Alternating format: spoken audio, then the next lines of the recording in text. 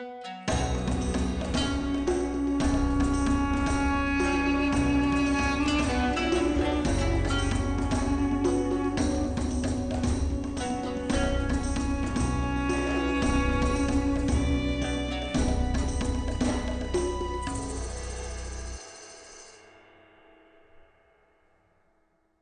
ad break time. I am proud to announce that the Beyond Solitaire podcast is sponsored by Central Michigan University's Center for Learning Through Games and Simulations.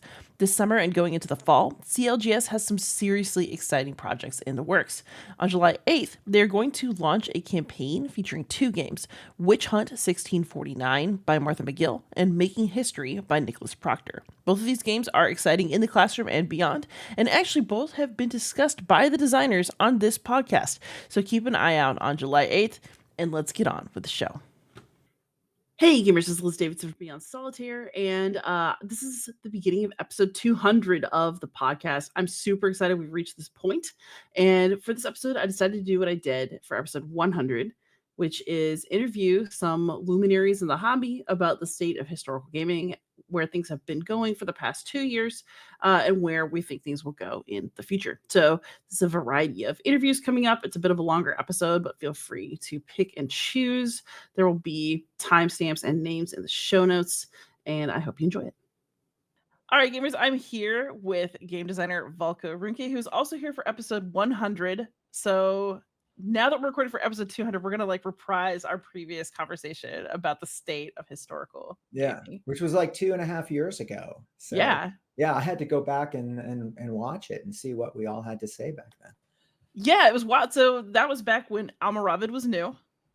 Yes. And you were teasing some new game series. So how has Levy and Campaign developed in the last couple of years? And then what are those series and how are they? So, and I had mentioned back then, we were just about to release Inferno Volume 3, which was set in Italy. And we had several more in work. And all of that is still true and still going forward. So since then, Volume 4, Plantagenet, came out. The first Levy and Campaign design that I was not a designer. I was involved, but the designer, Paco Gradaisha, and developer Chris Correa, had larger parts in that. And it's that much different. Right. I mean, think about like in the Coin series, the first few I was involved, they're pretty similar. And then they start to get more and more different as more and more designers take over. So Plantagenet, took the series of new writers, very well received, sold out faster actually than any of my volumes did, which is great. And I think was seen as more accessible. Did its own thing with a very different kind of conflict, a civil conflict in the late Middle Ages, the Wars of the Roses. Anyway, so we're about to have Seljuk Volume 5 by Justin Fazzino go to press, then after that will be Henry by Joe Schmidt, which is a smaller, more digestible volume, even I think than Plantagenet was.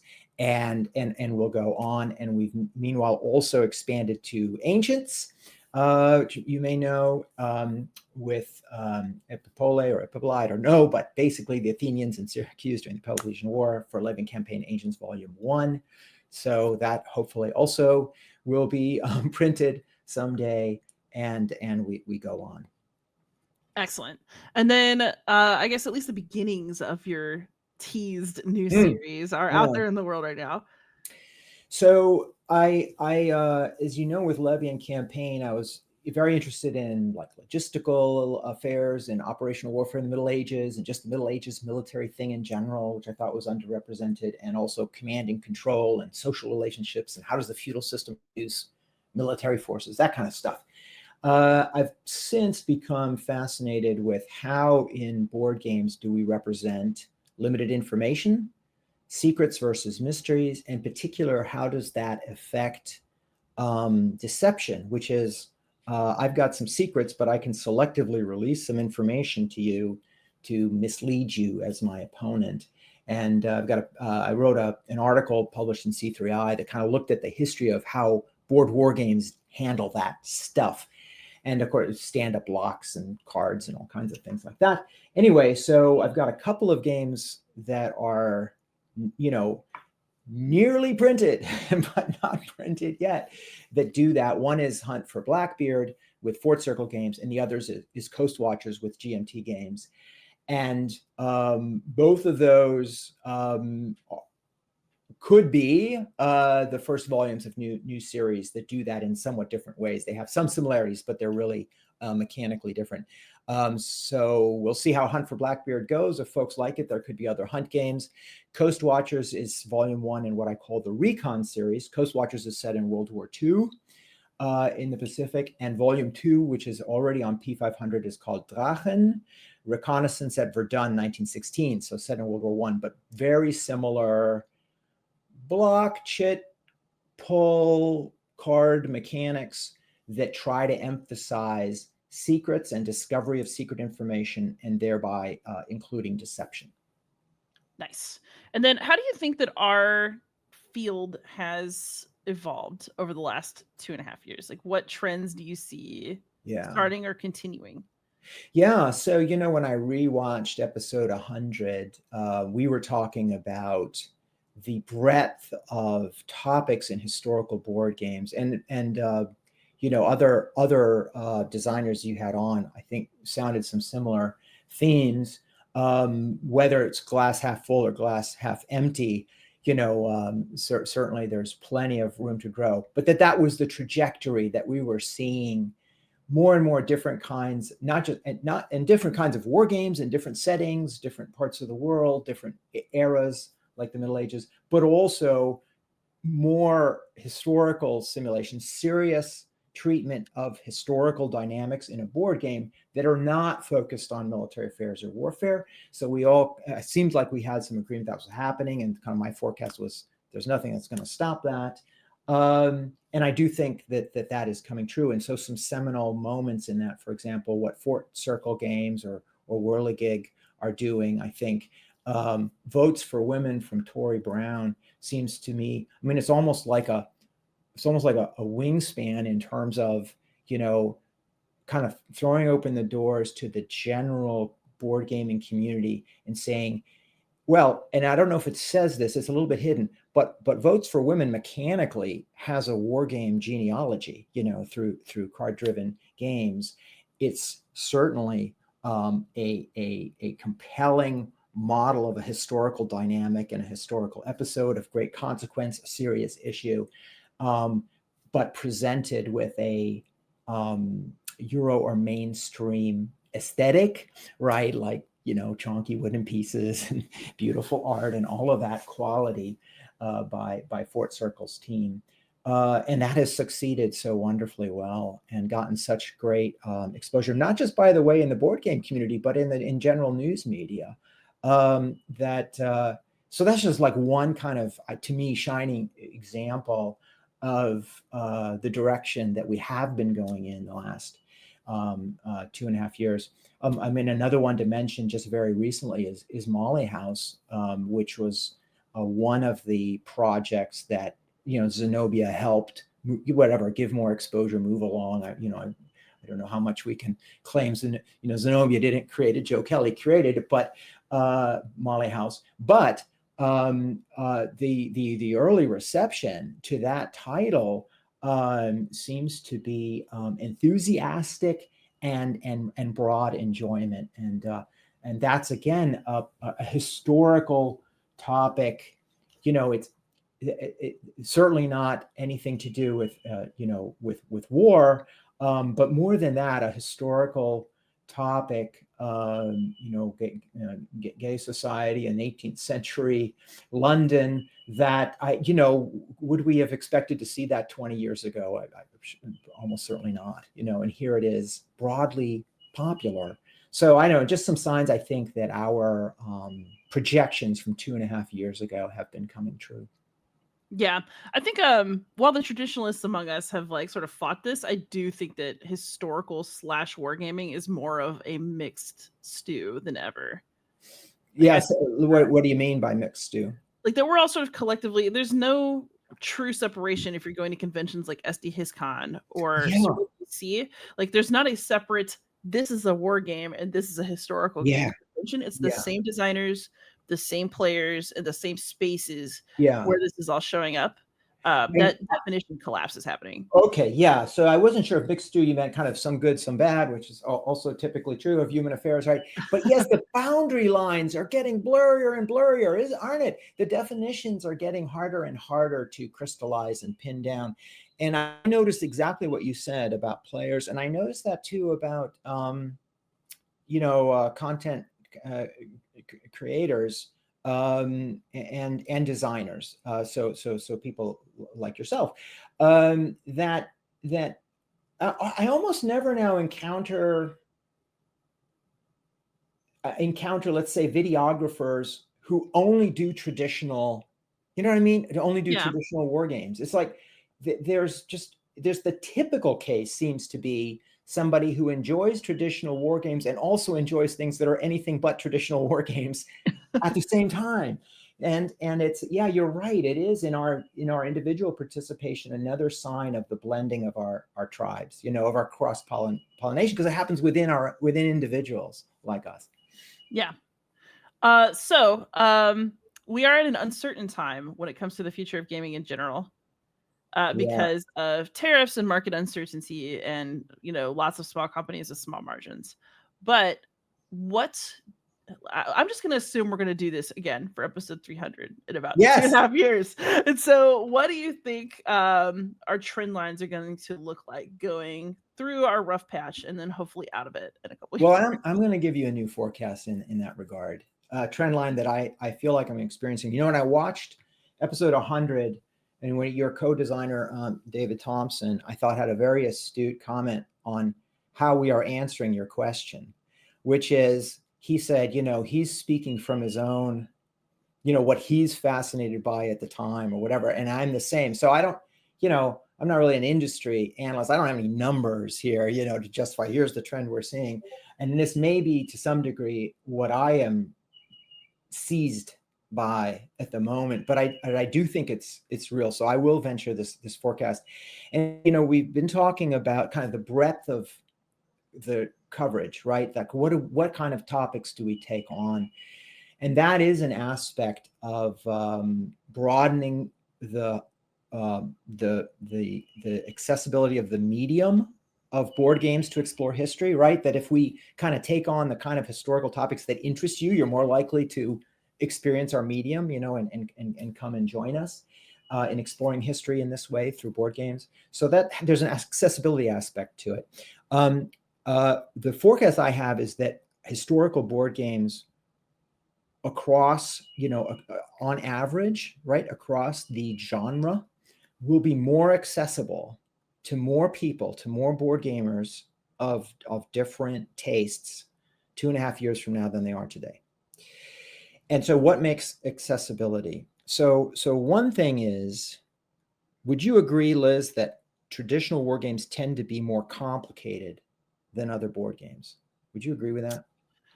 I think at least in their feeling. They're not, there's lots of stacks of things, small pieces everywhere. They at least appear complicated, even if the rule set itself isn't. Right. Yes. So that's an important thing right there, is how you present when you say the rule set, I'm thinking like now mechanics, right? Yeah. Like what you're actually doing, how you resolve situations can be more or less complicated. And then how you present that, what do the physical pieces look like? How are the rules written? How, right? All that user interfacey stuff. Yes, the UI stuff. Right. That affects complicatedness, accessibility. And so when I look at kind of my axioms, like my assumptions, maybe they're right, maybe they're wrong, about board games, other historical board games, other board games generally, Euro games and so forth. One is that war games, the actual mechanics on average tend to be more complicated. Put the UI as stuff and the presentation aside, the nature of the pieces, tend to be more complicated for a reason.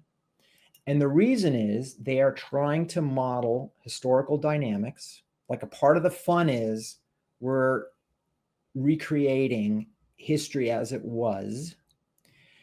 And whenever you model something that desire for fidelity can lead to a desire for granularity, and now we might say, well, let's say we introduce this exception or this detail, this wrinkle to the rules of how to play the game, the mechanics. Well, it's going to make it harder to learn and harder to execute. It's going to take more time to play, but we're going to do that because then we can show in a more detailed, higher fidelity way how things really worked, right? Because real history is enormously complex, right? And we're already massively simplifying it to make it a tabletop experience, a model, but we put value on that fidelity.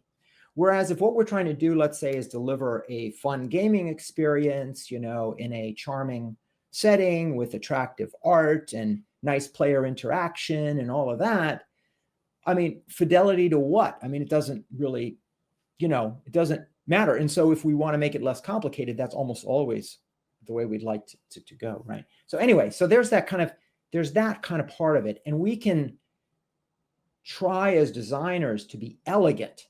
We design elegance, which means we're going to give you a lot of historical dynamics and flavor and fidelity for as uncomplicated a procedure as we can manage, right? So then we're trying to use our cleverness to kind of, shave off that corner. And we can do that to a degree, but to some degree, if we want to make the game easier to learn and play and quicker to play, we're just going to have to simplify history more. I mean, if you buy it, we have to choose between evocative and granular. Exactly. And evocative is a nice, I use that word all the time, like if someone says, why did you simplify this out? Because it's not really accurate. I'm like saying, well, because all models are simplifications. This is a model. Yes, it's simplified, and I've simplified it to be evocative rather than granular to make it easier for you to play, right? And learn to play.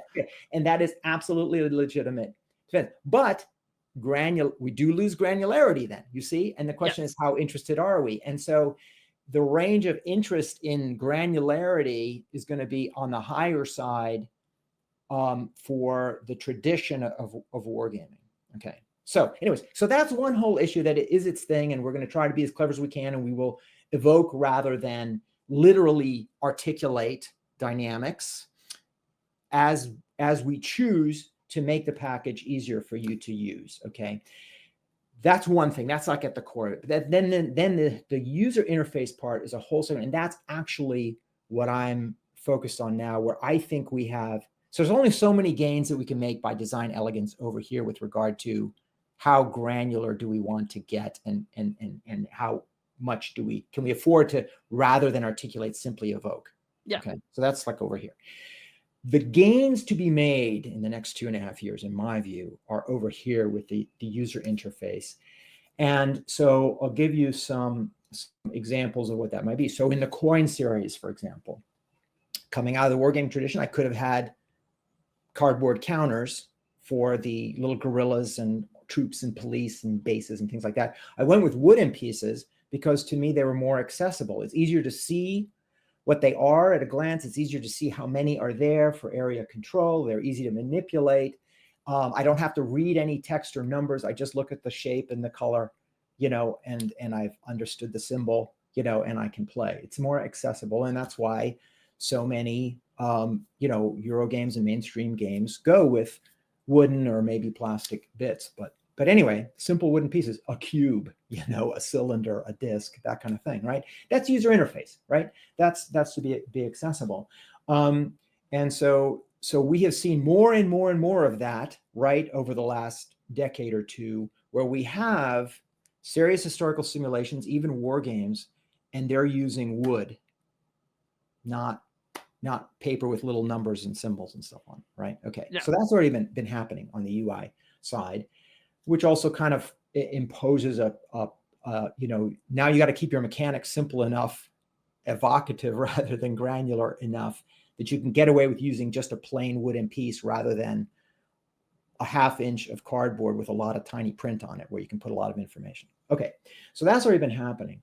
The area where I think we have big gains in the future is the presentation of information on play aids and especially rule books. So I've been having a number of interesting conversations with folks about wargame rules, rule books, and how rule books are written and presented.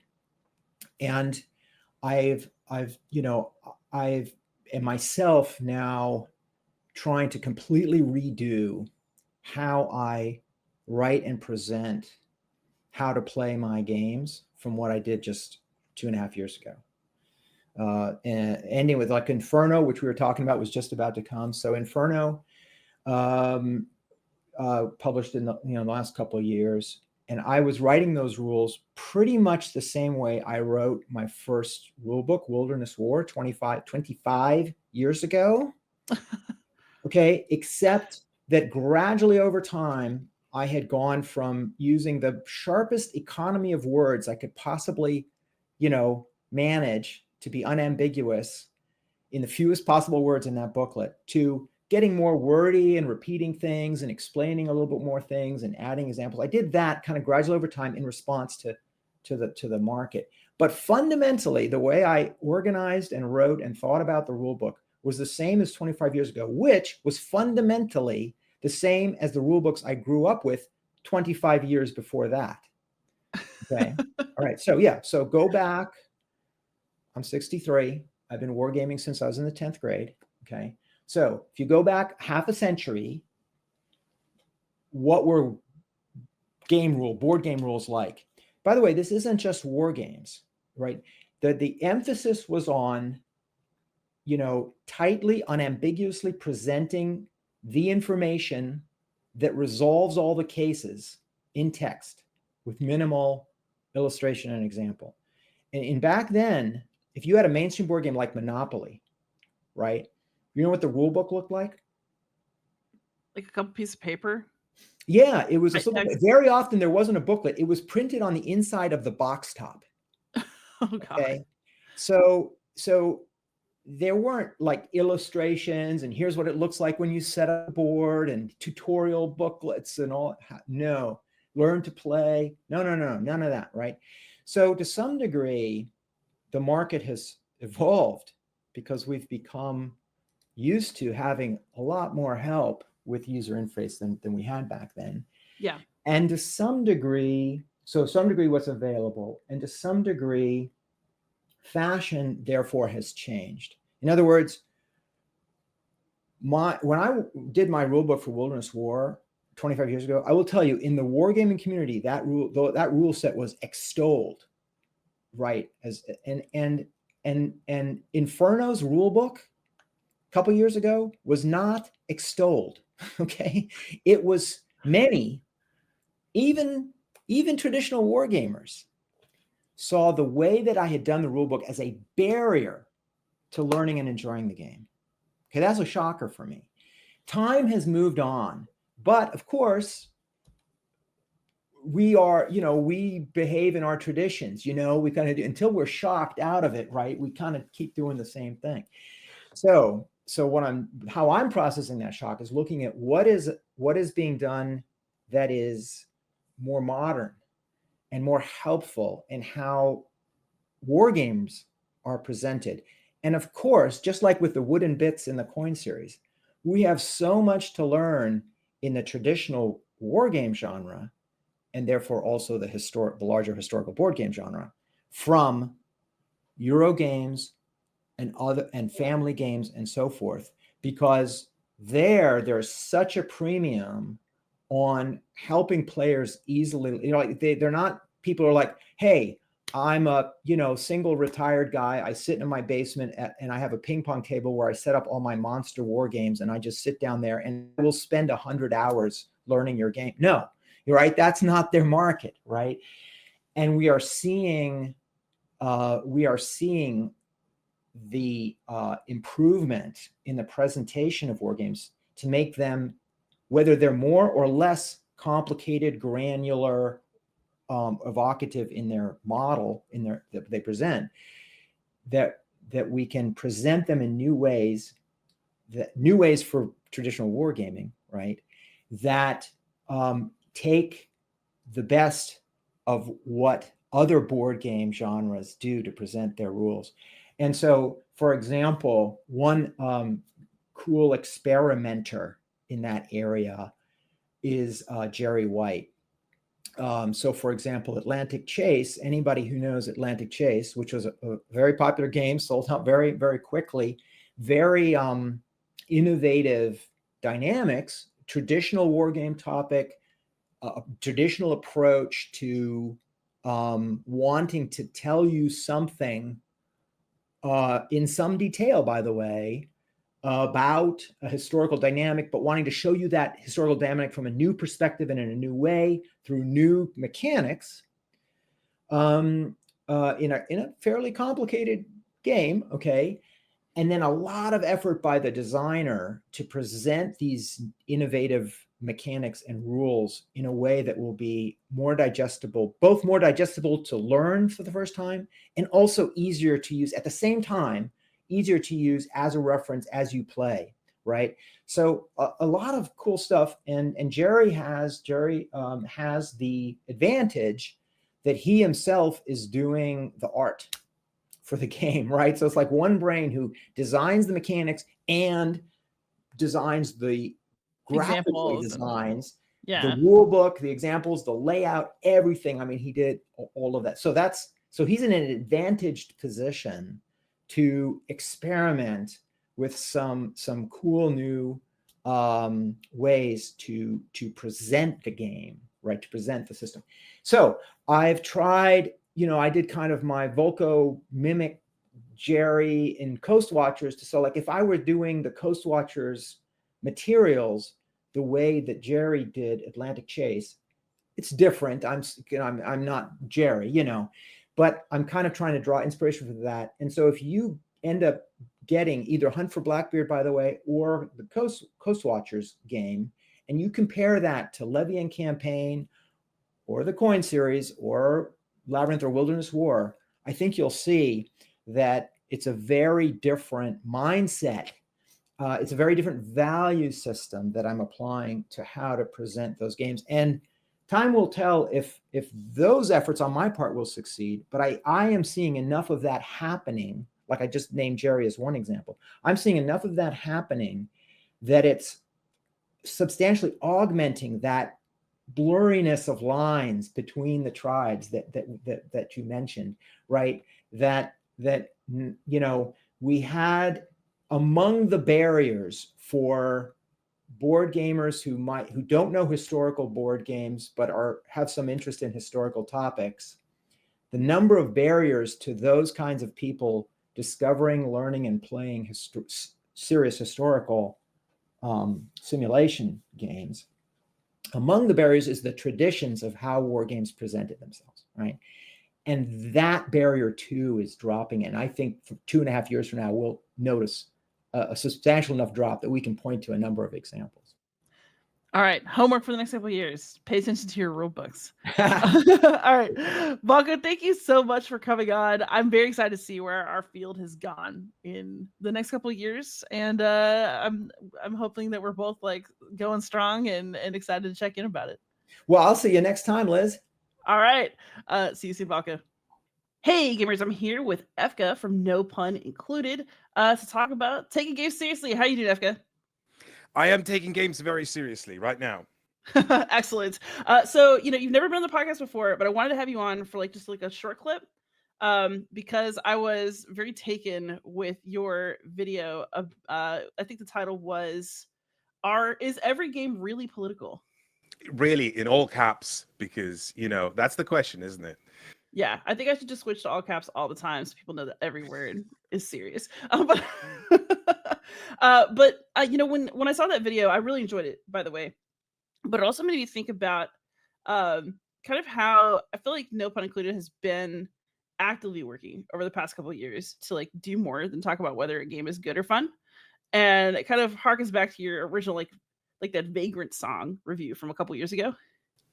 Yeah, that was mostly not my video. I had a little editorial input towards it, but that was mostly Elaine who wrote all of it, did all the research, and did the legwork, and that's all credit goes to her. Excellent. Well, behind all functional channels is an organized woman. So, I guess I wanted to kind of have a little chat about your perspective on how your media has evolved since that review and the response to it, and how you're trying to, I guess, reach into deeper analyses of games that you're covering over time. Well, I get that's a thorny subject immediately, because the response to that video was very strange, because it was not a review, right? And it maybe is a little bit of a whiplash moment for an audience who's used to watching reviews, seeing something that is talking about a game in depth and in detail, but it in no way comments on it as a product. It just analyzes the themes and history and background of it. And we've had a running joke since then that whenever we do that, there'll always be a comment that says, "But what did you think of the game?" Right? And our kind of weird internal answer to that is, well, this is what we thought of the game, right? Never mind the mechanisms. Not never mind the mechanisms, but like it's not just mechanisms. There is more happening. There's a broader scope and more things to explore. And I think I have personally really internally struggled with that, because maybe even that video specifically, that Vagrant Song video, the response to it was very polarized and very split. And some people have really enjoyed it. We've had a lot of people saying, "I really want more of that kind of thing, and this is interesting to me. This doesn't just feel like another game review." But we've also equally noticed that the algorithmic response to that sort of thing can be a little bit lukewarm and muted, because I think it's just not something that people are used to. So for me, the longest time of spent is trying to figure out how to bridge that gap, and how to find how to explain what the joy of that kind of analysis is. And there is, because in so many ways it is a similar kind of joy to unpicking a game mechanically. I love untangling mechanisms, because that's the active part of what you do in play. You're trying to figure out, like, maybe a more optimal pathway if it's like an engine building game, or how to outsmart someone in a tactics driven game, and you always leverage mechanisms against that.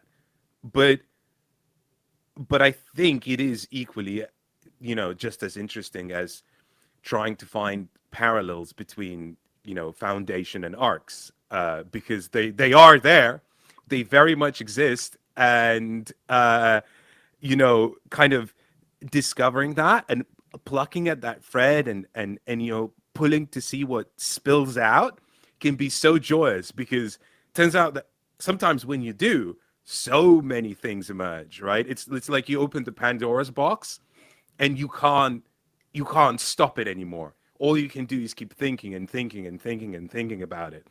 And I mean, I think that's the one thread between both that kind of mechanical analysis of games and a more kind of media analysis of games, is that you just think that that's how you engage with the thing, right?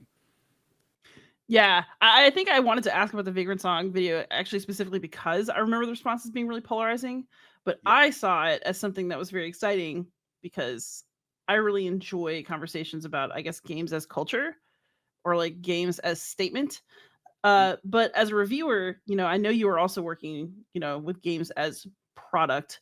So how do you, I guess, handle those ongoing expectations between, like, you're reviewing a product, but then what do I want to talk about?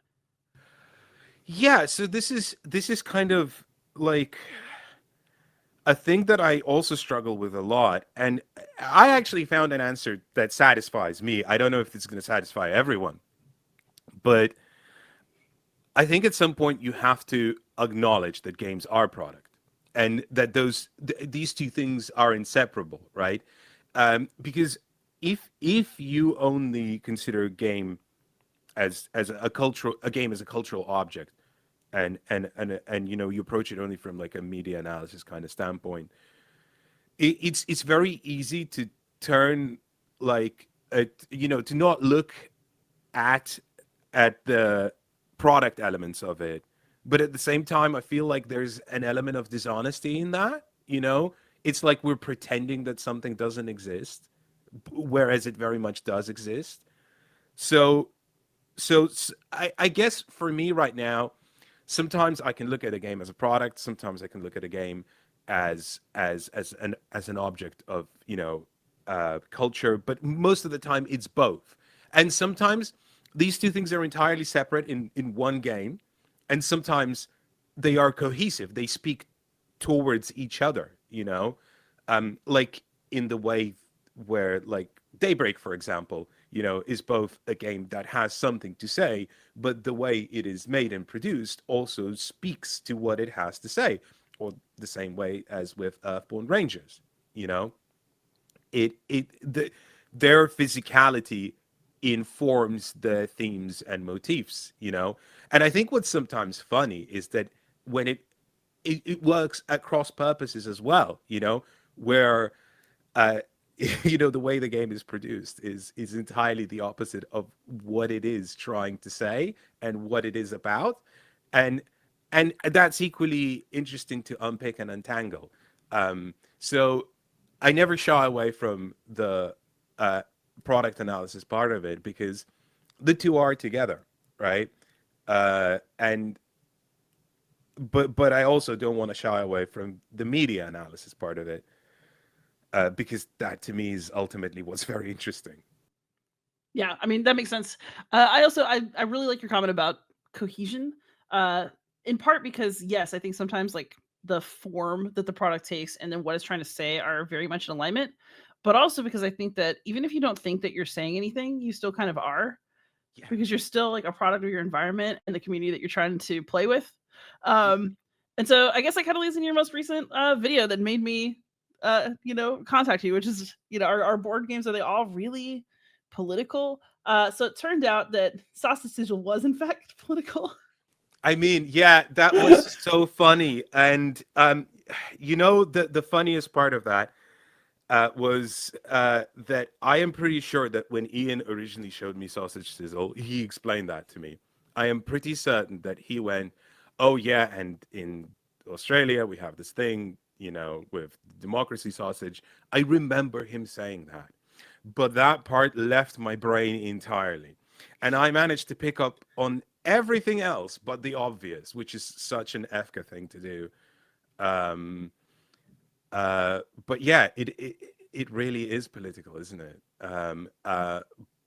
But I think what for me what was fun about that video is that I managed to go to great lengths and depths exploring the many weirdly intertextual elements of game design, and how it relates to other media, and then I effectively arrived at the same place but via a much longer route than what was intended by the author.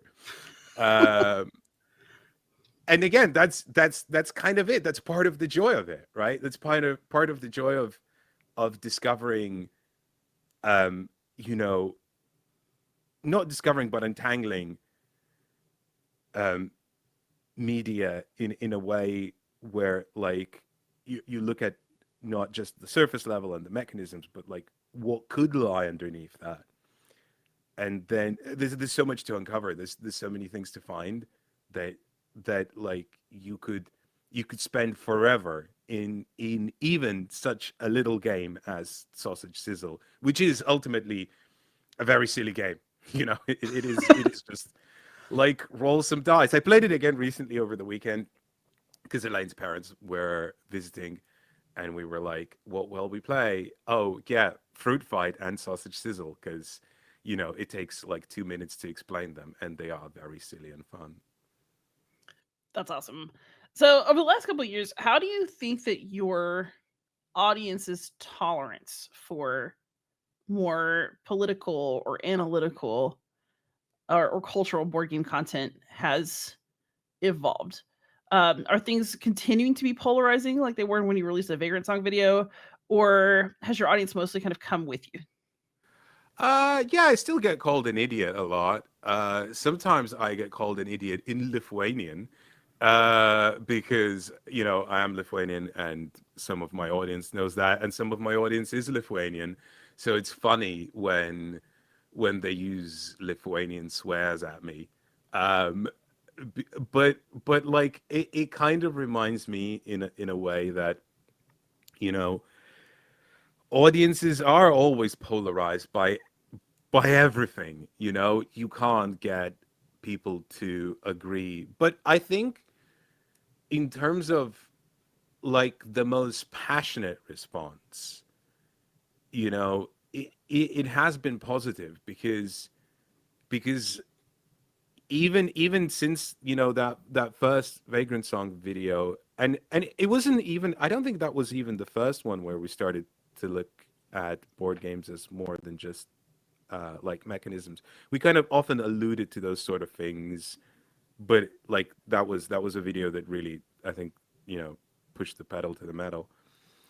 um I think, yeah, people keep saying, I really want you to do more of this, and they'll be understanding. They'll say, I know you can't do this all the time, but I really want to see more of this.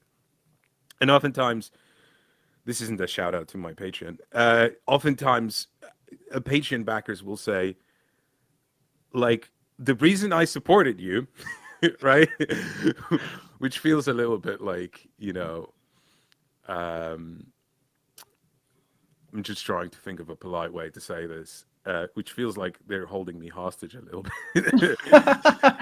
But the reason I supported you is because I'd really love to see, more things like that. And that's cool, because that kind of informs us, that this is what people are passionate about. And this is kind of what not many people are doing. So they really want to see more of it. They want to explore this space. So there'll always be naysayers, I guess, is what I'm trying to say. But how people react and respond to that positively is the most heartwarming thing, because they are literally throwing money at us to say, yeah, please, more, do that. And that makes us feel pretty certain about the direction we're going in. Absolutely. So, you're in media, you're kind of marching the way that you want to, but also that your audience like is encouraging you to. I think that's a good thing. But how do you see, I guess, the trend line for talking about games as cultural objects and doing more media analysis developing over the next couple of years? Are we going to want more, or is it going to always be niche? Yeah. So I was very pleased when a couple of there were a couple of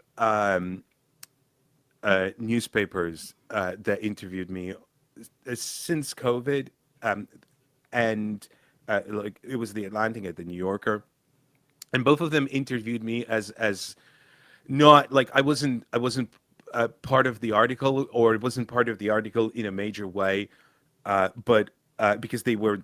One of them was about Cole Wehrle, and the other one was about Amabel Holland.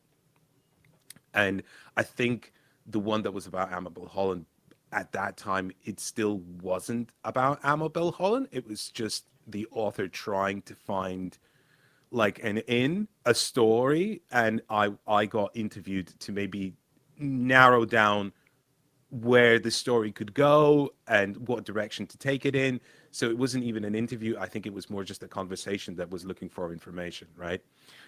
But I was very pleased that these interviews happened, because they both picked two very interesting people who are working in our industry, who are trying to make games that are overtly more than just like here's some mechanisms, rather these mechanisms mean something and relate to something. And again, in that video I did on Sausage Sizzle, I say, like, I got asked a question once, how do you do media analysis for a game that isn't designed by Cole Wehrle? Because, like with him, it's overt that there's a thesis here, that something more is happening, right? But like, what if it isn't, right? And so I guess we're not gonna go further until we can accept the idea that it doesn't have to be Cole and it doesn't have to be Amabel. Any game can be this, even if it doesn't intend to or mean to. And I think until that shift happens, maybe not so much in audiences, but maybe in people who talk about games, we're not going to get much further. So part of me is doing this for a selfish reason, because I enjoy interacting with games like that, and so the more I talk about it, I hope the more people also see that joy. But we need more people. We need more people who see games that way and talk about them that way, because until more people get on board, it's going to be a really hard ticket to sell. Well, you know what? That's actually the perfect place to cut this off, because I'm going to make you come back on here probably next season just to chat. But we will check in about how all of this went at episode 300. I'm going to optimistically assume there'll be one. I'm pretty sure there'll be one. Efka, thank you so much for coming on. I really appreciated this. Thank you for having me. It was a real joy. All right, y'all. See you in the next clip. All right, gamers. I am here with Candice Harris from Board Game Geek. Hey! How you doing, Candice? It's good to have you back on the pod. I'm doing great, Liz. It's great to see you, and it's great to be here. Thank you for the invite. Yeah, you and I have seen each other at so many like little war game events in the past few years. I feel like we should talk about the state of the hobby so that we can check back in on it after a couple more years of going to cons. Let's see what's up. Yes. And it like, I'm glad you're actually doing this kind of checkup, because like I started taking kind of notes, like, so I could collect my thoughts a bit, even though I'll probably be all over the place, but just to like actually think about like what the past few years have looked like, and where things seem like they're going. Yeah, so from your perspective, I mean, you're affiliated with Board Game Geek. You're doing kind of a lot of different stuff with them. And so you see the hobby in a really broad way, but you're also here in your Land and Freedom shirt, which I absolutely dig. Yeah. So over the last couple of years, what's your perspective on, I guess, the integration of historical and war games into the broader hobby? So I think, well, first of all, I'll say I'm an optimist, and I tend to always like see the positive side of things versus the negative. But I think it's really exciting, and I feel like I've been into historical games and war games for a little over 4 years now, and I feel like there's been this wave that I've been a part of, and I feel it with like the whole modern board game industry too, in terms of like more women, more people of color, more diverse voices and content creators out there.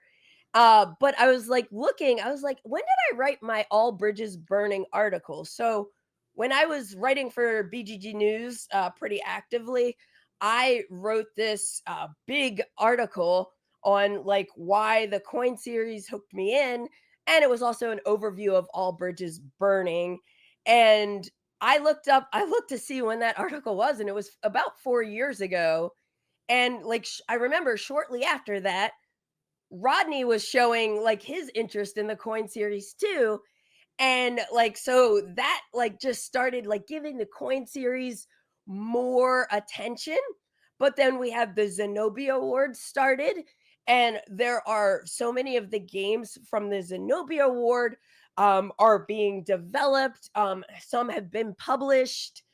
Some are coming out, like Molly House just came out, Joe Kelly's Molly House. Ion Games has Cartini from Yes. Darkness to Light. I think that was crowdfunded. I don't think it's out yet. And even at Ion, Basime's game Samu Ramit, like there are so many different historical topics that are being explored and have been over the past several years, because it definitely, like, unless you were like digging a lot, like it was a lot of like World War II this, World War One that, and I think for sure, like there are just more and more and more like games exploring like really interesting historical topics. And I think the other thing with that is you have more game designers coming out. You have more like hybrids in terms of mechanisms, where like not every war game needs to be like a hex and counter game. And you have, I told you I wasn't going to ramble, but Oh no, it's good. but you have like indie publishers that are getting more attention, like Taylor Schuss's like Stonewall Uprising with Catastrophe Games. Holland Spiel is always exploring like, Amabel Holland and like the game that she puts out for Holland Spiel. They're exploring some really cool historical topics, and they're unique games. Like I picked up Striking Flint, and Yes. they're more like cooperative games. David, our good friend David Thompson, like before it seemed like Undaunted Normandy was like the almost only like kind of like stepping stone, but like nowadays there's so many, and it's like you have a game coming out with David, Night Yes. Witches. Yes, Like- a World War II hex and counter game. It's a co-op though. It's a co-op though. It is a co-op. But yeah, so I see that, just like I saw it slowly build up, and it seems to be just like going and going and going, and it's really exciting. The other thing is, and this kind of like ties in, but there are a lot more entry level like war games and historical games coming out to like ease the barrier for entry to newcomers, like who want to try to like maybe dabble in this space. Like you have like games like Twilight Struggle are being re-implemented as Twilight Struggle Red Sea, and I forget the next one that's coming out. But it's like Asian Monsoon, I think. Yeah. But yeah, so there are like lots more games coming out that are like quicker to play. They have a hybrid of mechanisms, so that's drawing people in. The different historical topics. I mean, think about the Salt and Pepper's Battles Without Bullets series, with the Battle of Versailles, where your fashion industry battling, and then you have but you're exploring what happened in history. Yeah. Which is super cool. And now they have Battle of Divas coming out, which is like opera singers that are battling. And I'm super into this. yeah, it's really, really exciting. And then you also have like, I talked about the coin series, but you have GMT's Irregular Conflict series. And that kind of like stemmed from more people getting into the coin series and wanting to design something in that vein, but a little different. And you have like Fred's Adjustive Robin Hood, like that is a way to introduce people to the mechanisms of historical games and war games. And you have Undaunted 2200 Callisto and Red Dust Rebellion, Yes. that are like sci-fi versions of historical games. So I'm sure a ton of people who get into those games are going to be like, I love this system. I want to see the other games, Undaunted Normandy, Yeah. So that's super cool. And then a couple other things I was like thinking about is like, there's a lot of attention being focused on getting people into these games via the rules too. Like I know I know GMT, for example, has been like just really trying to make the rule books more digestible, Yes. adding some color, some images, more examples of play. Examples of play now will have female names, because Yeah. Liz, we play these games too, Yes, we do. so I think that's super cool.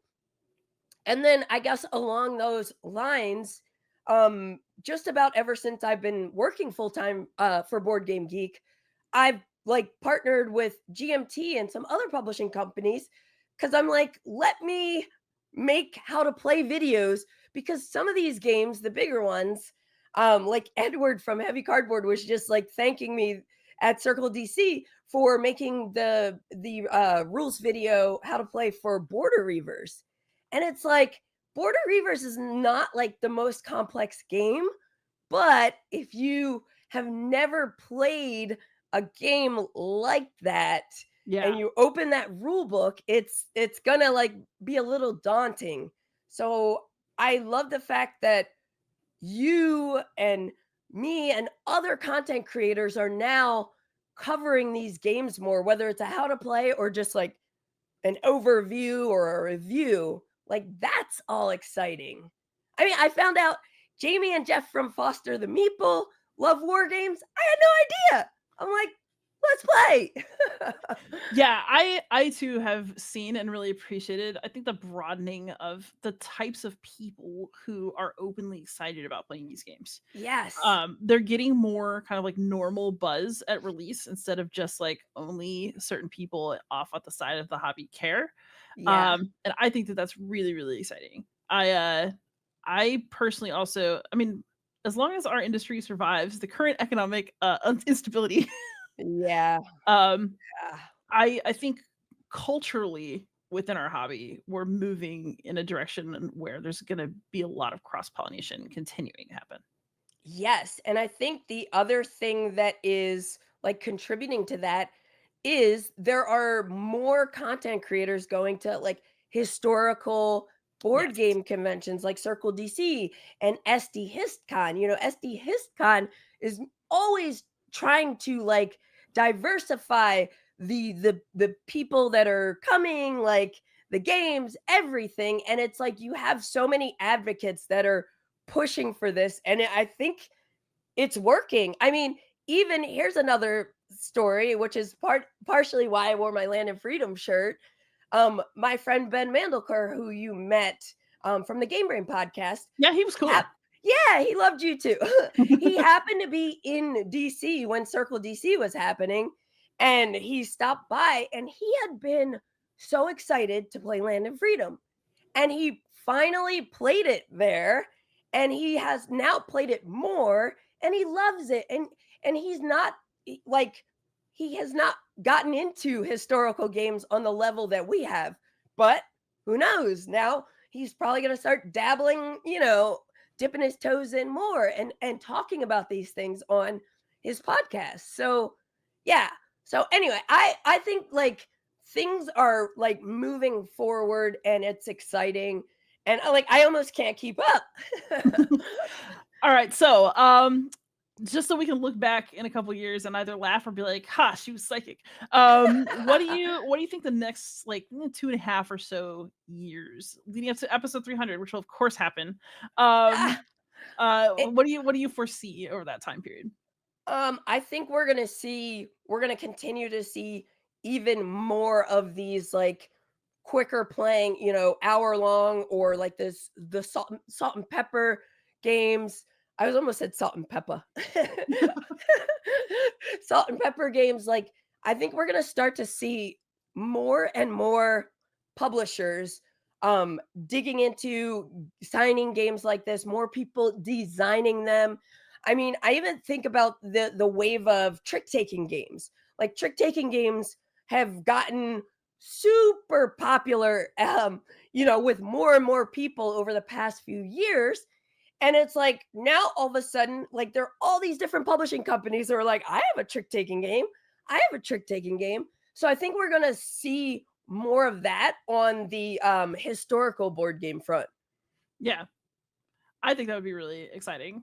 I Yes. personally foresee, I think what we're going to see is continued, I think, historical games that are presented more like hobby board games and the Yes. wider hobby. So I think we're going Yes. to see rule books with better pictures and text that's divided differently from what you see when you open a traditional GMT rule book. Like Volko, actually, in our conversation, talked a lot about changes he's making for Coast Watchers.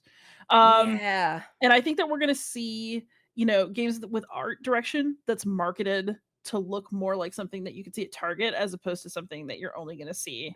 Sure. Yeah. So I think we're going to see like more cross mixed messages in the marketing, but like in a good way. Yes, and like that is kind of the direction things are going. Like they're more co-ops Yeah. too, which like and solo games. Another shout out to like David Thompson with his series with Danverson Games, Valiant Defense series. Like those games are accessible. They're exploring like different topics, and they're like really good solo games. So yes, I think that is going to be the key. I think we're going to see more hybrids that are like kind of building things from the mainstream, integrating it with these war games and historical games. Yes, let it be so. Candice, thank you so much for coming on and giving us a little Yeah, bit of your time. absolutely. Liz, thank you for inviting me. It's always awesome to chat with you. And I can't wait to see you at whatever the next convention we're at together. Yeah, Gen Con probably. Okay. Unless you're Cool. going to UKGE, in which case I'll see you then. No. One day. Ew. All right, Gen Con it is. Awesome. Have a good one. Thanks. All right. Hey everyone, I'm here with Dan Thurot of Space Biff. He is a repeat guest of the show, so hopefully you know who he is by now. How you do today, Dan? I am so tired, but I'm good.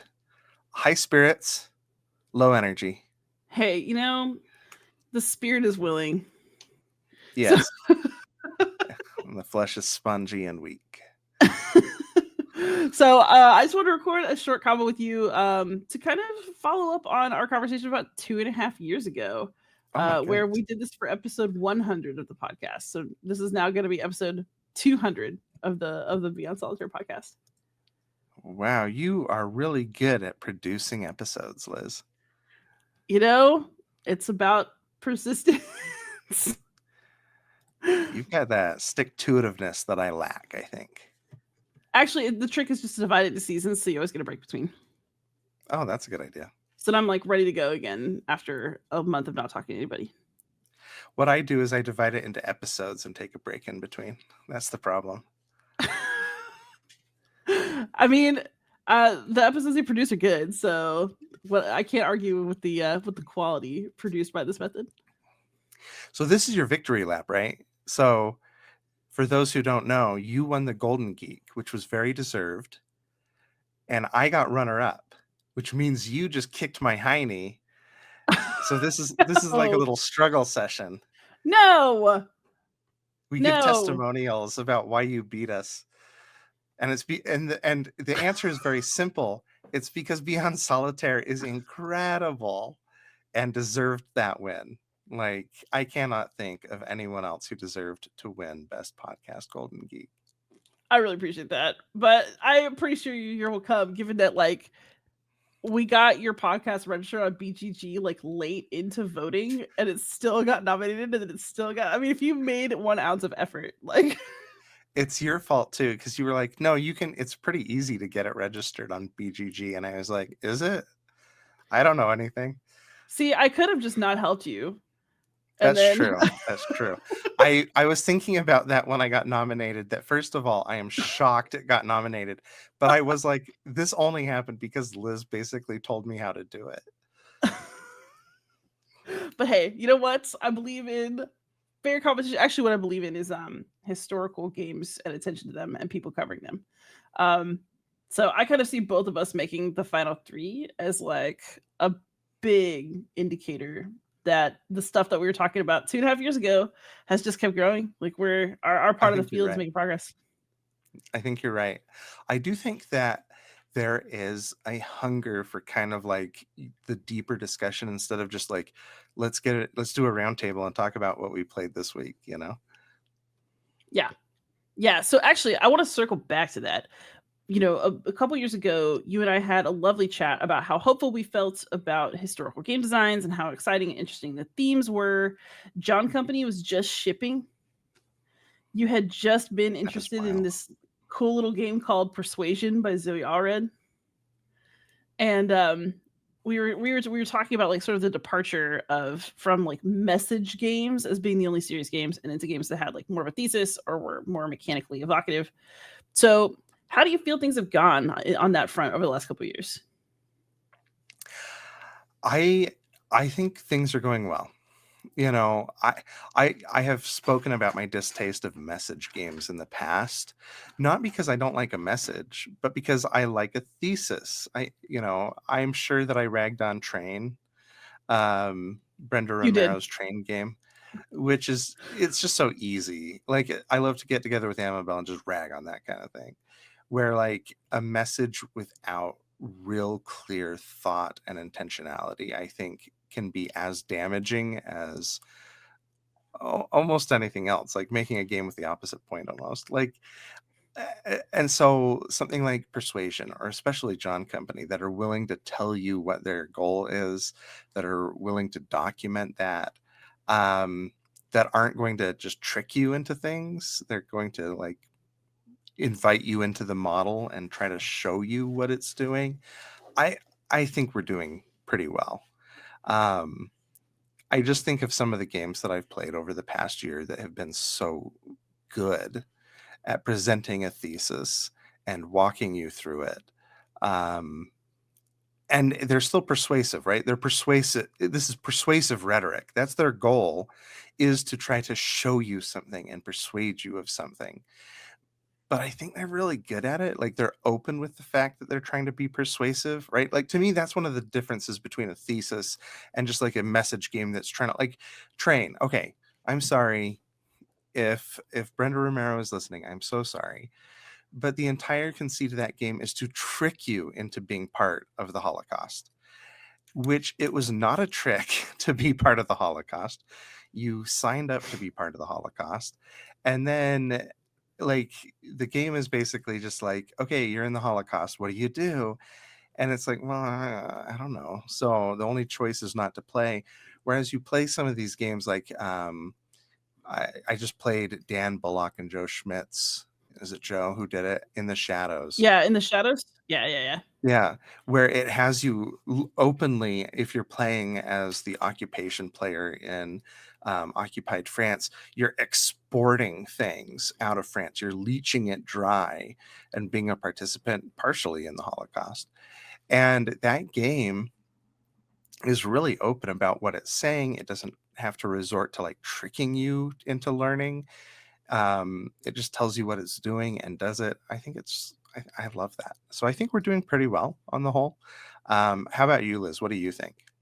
I think we're doing really well. I feel like every time I go to either Circle DC or SD HisCon, I see something that's really exciting. I play prototypes that make me feel hopeful and engaged.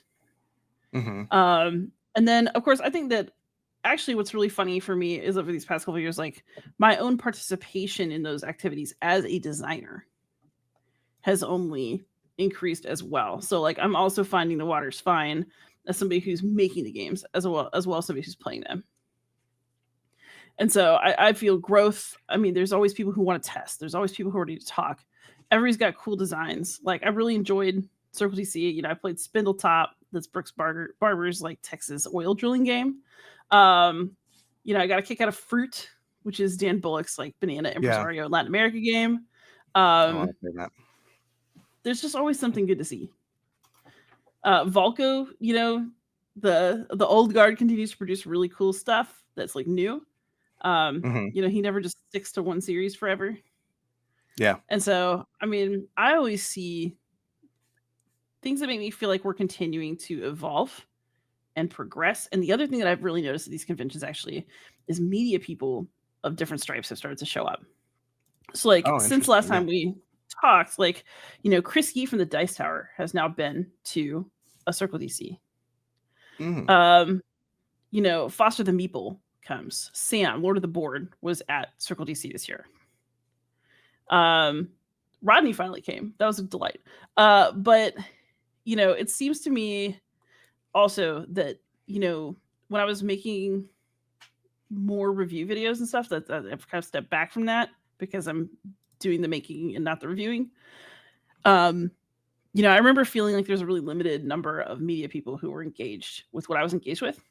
And, I think that is slowly changing. So the people that you always see, like Mike from Zilla Blitz or Candice Harris, who is a fantastic advocate, they're all being joined by people that I wouldn't necessarily have expected to see. And I'm here for it. Nice. Yeah, I hadn't really thought of it from that angle, but I think you're absolutely right that there has been more engagement, more thoughtful engagement, not just like engagement in the sense of, oh, this space seems to be booming, so I'm going to jump into it, the way sometimes we media folk can do, where we're so reactive to everything, but also like, oh, it's booming. Why is it booming? I think is kind of the interesting question. Yeah, actually, I think it circles back around to what we started out talking about, which is, people wanting a little bit more than let's sit around and talk about the hotness. I started my podcast because I felt that particular hunger. I feel like your reviews are a deliberate attempt to flout the expectation that that's all you're going to talk about. But even I guess I've chatted about this casually, like in the aftermath of Polygon crashing, getting bought, and everybody getting fired. That a lot of the online discourse was about, oh, well, I want to hear about games as culture, and I think we should treat games like they're real art, or like however you want to talk about it, right? The hunger is there. I think it's just a matter of making sure people know that, like, we are also here, like we have been here. There's room for more too. Right. And that, I think that's a real challenge. I was a little, like everybody, I was discouraged to see the Polygon staff get destroyed, right? And then there's just the gall of their new overlord being like, we're we took this good thing and we're going to build something better. And it's like, right, but the thing was the people, not just the brand. You leeches always just think in terms of like these dispassionate nouns, that Polygon has any value without any of the people who made Polygon. It is just such a business manager way to think of things, that like, and then you're like, why is the value not replicating? And you weird alien, it's because the value was the people who were making the value. And I was a little discouraged, not only by that, but then to see some of the discourse around it, where all of these people were like, oh my goodness, well, now what can we do? And some folks were like sharing links to like, well, where is the good work now? And a lot of people were voicing like, well, I want to see more analysis like this, historical analysis or industry analysis. And someone said, like, I want to be able to go to a site that I can hear about board games that I've never heard about. And I was sitting there, and for each of these requests, I was like, okay, well, that's Beyond Solitaire. That's Board Game Wire. That one's me, right? Like, my whole thing with Space Biff is I want to show you games that you've never heard of.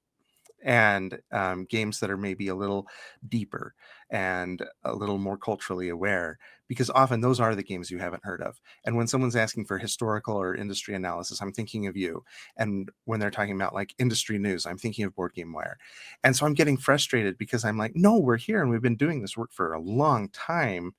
But how we bridge that gap is that's the difficult part. And I don't think that it can all come down to like the individual creator or critic promoting their own work. It just can't. It also feels gross to have to insert like, well, I'm here, me. You should listen. No, I have too much pride to do that. Yeah, I saw a few people doing that, and I was like, good on you for not having internalized your parent shaming the way I did or something. I don't know. Like, I was just like, I was raised in such a like, you never promote yourself. You do good work and you'll be found kind of household. And now that I'm older, I'm like, but you weren't ever found. Like the people, my mother is a composer who has just kind of quietly been an educator and quietly created these wonderful compositions and never like sold any because she never really put herself out there. So yeah, but I don't think the solution, even the people who are jumping out there and being like, no, look at me, here's my articles that are good. I don't think that's enough. And I'm not sure what the answer is. Like, I don't want this to be a plea where I'm like, okay, listeners of Liz's podcast, go out and share it, please. I mean, yes, do that, but I don't even know if that's enough. I have some pretty big reservations about the internet we're transitioning into right now. Yeah. Where we're not rewarding people who create, we're rewarding people who scrape the creations. People who copy stuff or Google that scrapes creations so it can put it on its search page. Like I just heard the statistic that something like 70% of internet interactions don't even have to leave the search page anymore because they just get the either AI generated or scraped answer right on the top of the search results. That's killing us. And a no-click internet where no one has to leave their search page is not going to work long term, because then what are they going to scrape? What is the AI going to copy? There's going to be nothing left. So I don't know. I don't know what the answer is. Liz, what's the answer? You're smarter than I am. Oh God, I do not know what the answer is. Actually, this is a really interesting place to take this up because, like, I think the answer is historical game design is going great, provided the terrorists don't destroy us all. We'll see. But one thing that is actually happening to me, maybe this is a conversation about media and the future of media, because I have actually struggled to make media other than my podcast since changing careers, since moving. But I don't think that that's all that's wrong, if that makes sense. Something else is wrong. I think it's because being on the internet right now is such a toxic experience. Yeah, that doesn't help, does it? I think it has to do with feeling like it's hard to be seen and for work to be rewarded, which is, of course, what everybody wants when they participate in the internet. It's realizing that, the internet's not really a free place anymore. Mm-hmm. And also feeling like you have to get out there and compete with just crap, AI generated crap. Yeah. And, how do you get heard through all that noise? It's all very depressing. Yeah. Yeah. I try to stay upbeat. I'm really grateful for the listeners and readers that I have, because I do see a lot of good. People are coming in, they're engaging, and I got runner-up on I don't know if you know this, Liz, but I got runner-up on Best Podcast on the Golden Geeks, and my podcast wasn't even on Board Game Geek like 11 days earlier or something. I don't know how that happened, but I think a good friend of mine told me how to put it on Board Game Geek. So I try to stay upbeat, but I do see I just don't know how we're going to keep this running. And we're working uphill, not just against the culture of people wanting to just have everything centralized. We're working uphill against tech giants who seem to have made a suicide pact, that they are going to decrease their own value at all costs. And I don't know what to do about that. No. And actually, my video paralysis comes in part, I think, too. It feels kind of like it did when I was going to leave academia, when I felt like I didn't know what I wanted to say. Except that this time I feel like a pressure of wanting to say something, actually kind of like the same creative energy that made the podcast happen in the first place, which was that I wasn't happy with the general available conversations to have. And so I was like, well, I'll just make something. But I don't know what you say in the face of so much. And I'm just going to have to figure it out or not. Maybe I'll just speak through my games. How do you see your own stuff developing? I've talked several times over the years about writing versus trying video versus, more consistent podcasting. Yeah. Personally, I think I've come to terms with what I do, where I like the type of podcast that I do, which is I try to interview people who normally don't get interviewed. That's kind of my main thing. And and it's kind of funny because now I've interviewed people like Amabel and Wehrle multiple times, and obviously now they're getting a lot of interview requests. But dang it, when I started, no one was talking to them. And so now I get to talk to them sometimes, I think. So, but I'm loving doing that. Like I just did an episode with Jono Naito Titro, who's the head of DVC Games, this wonderful little design collective. And so I think there's value to that, but I think I'm just going to keep writing. What's really changed is I don't know if you know this about me, Liz. I write fiction. I do know this about you. And I don't talk about it often. Well, here's the thing. I do write a lot of fiction, but I don't try to publish it. I don't show it to anybody really outside of my little circle of pals and family. And I think that I need to be a little more bold. Yeah, don't be your mom. You got to break and not the be cycle. my mom. I know. I've done a really good job in my life of breaking certain cycles that I inherited, but not this one. This is my cycle of abuse. I'm like, no, I got that. Cycle of being like this weird detached parent, broke it. But now I'm like the cycle of being like Protestant work ethic about your stuff. I'm really bad at this one. So I'm thinking I need to be better at actually putting out my creative work into the world, which is hard. Yeah. And what does it look like? What medium? We'll find out. Yeah. Do I just tweet it or whatever we call blue sky things? Threads. Or do I thread it? Okay. We should just make zines. We'll go all the way back. I think that would be a cool idea. Could we make? But what would that be? Because I'm talking about fiction and you're talking about historical writing. Look, the New Yorker has a fiction section. I'm just saying. Oh yeah, that's true. That's true. A board game, what would a zine look like that's board game criticism, historical thoughts, and only Dan Thurot's fiction? That would guarantee publication, right? I wouldn't have to. Would we even charge for you just put the PDF online for $2? Yeah. Yeah, exactly.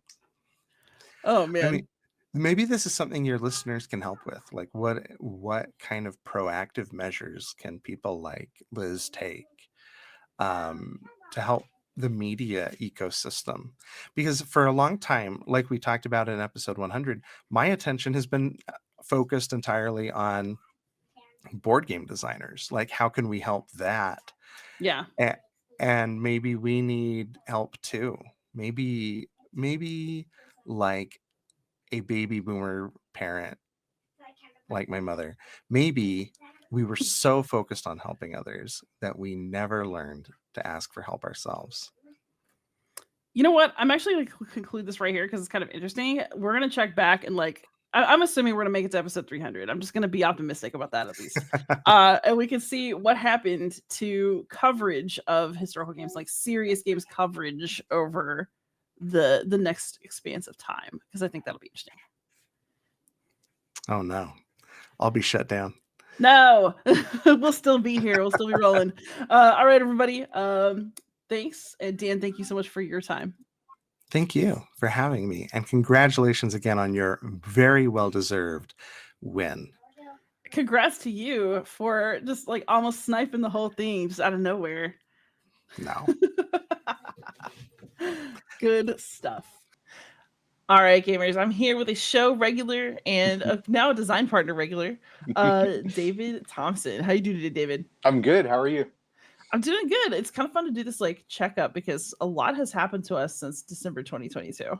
Yes. Yeah, it feels like it kind of feels like just yesterday, but so much has happened at the same time. So that's really cool. Yeah, it's weird. Looking back over the conversations, it's in some ways it's no time has passed at all. Mm-hmm. And then when I really think about it, I'm like, oh, whoa, lots has changed. So so much has happened. That's right. Yeah. So you mentioned the 5th platoon early on in that little mini interview. I know a lot has been going on with 5th Platoon, but do you want to update people? Yeah, so 5th Platoon, it's interesting because it's a game that's not on contract. So you and I have talked about this a little bit in the past. Most of the stuff I do nowadays are like games that are on contract before I start work on them, which means that I'm sort of obligated to get them done by a timeline. And 5th Platoon's never been that way, right? 5th Platoon's always been sort of this thing that I want to work on sort of indulgently. And so the problem with that is, of course, is since I don't have a deadline, it winds up unfortunately getting pushed to the back burner a lot. But more recently, I've started working on it with Non-Breaking Space. So he agreed to co-design it with me, which is really cool, really exciting. And we've been working on it. We have a publisher that we've been chatting with about it. Nothing official, nothing on contract. But we're at a point now where the core is done, the core game is done. We've designed scenarios for it. We're actually working on a tutorial that I think is really cool because it is going to be very much almost like a video game tutorial, like very much walking you step by step, and that's how you learn the game. So that's been our current focus. But yeah, still super excited about it. It's just going to go at, kind of going at a snail's pace because of all the other projects. I'm still super pumped about it. Also, at the time of recording that interview, you and I had started working on Night Witches seriously around August of 2022. Yeah. Yeah. So much with Night Witches has changed, right? So it's, it was signed by Fort Circle, which is awesome. We wanted the Fort Circle treatment, right? We wanted our first baby to be like just amazing. Spoiled. Exactly. Exactly. I mean, we've worked with Raina throughout the entire process. We have like the world's best, historical consultant because she's a, super gamer. She's been brilliant, and we have some amazing historical documents that are going to be with the game. And then the big news that we didn't know at the time, right, was that Ian O'Toole is the artist for it. And we started seeing all of his work now. So it feels like, even though it's been a long road, it feels like we're very close to, that last critical step of getting it into actually manufacturing production. Yes. And also in all that time, you and I have designed and sold a second game, Queen of Spies.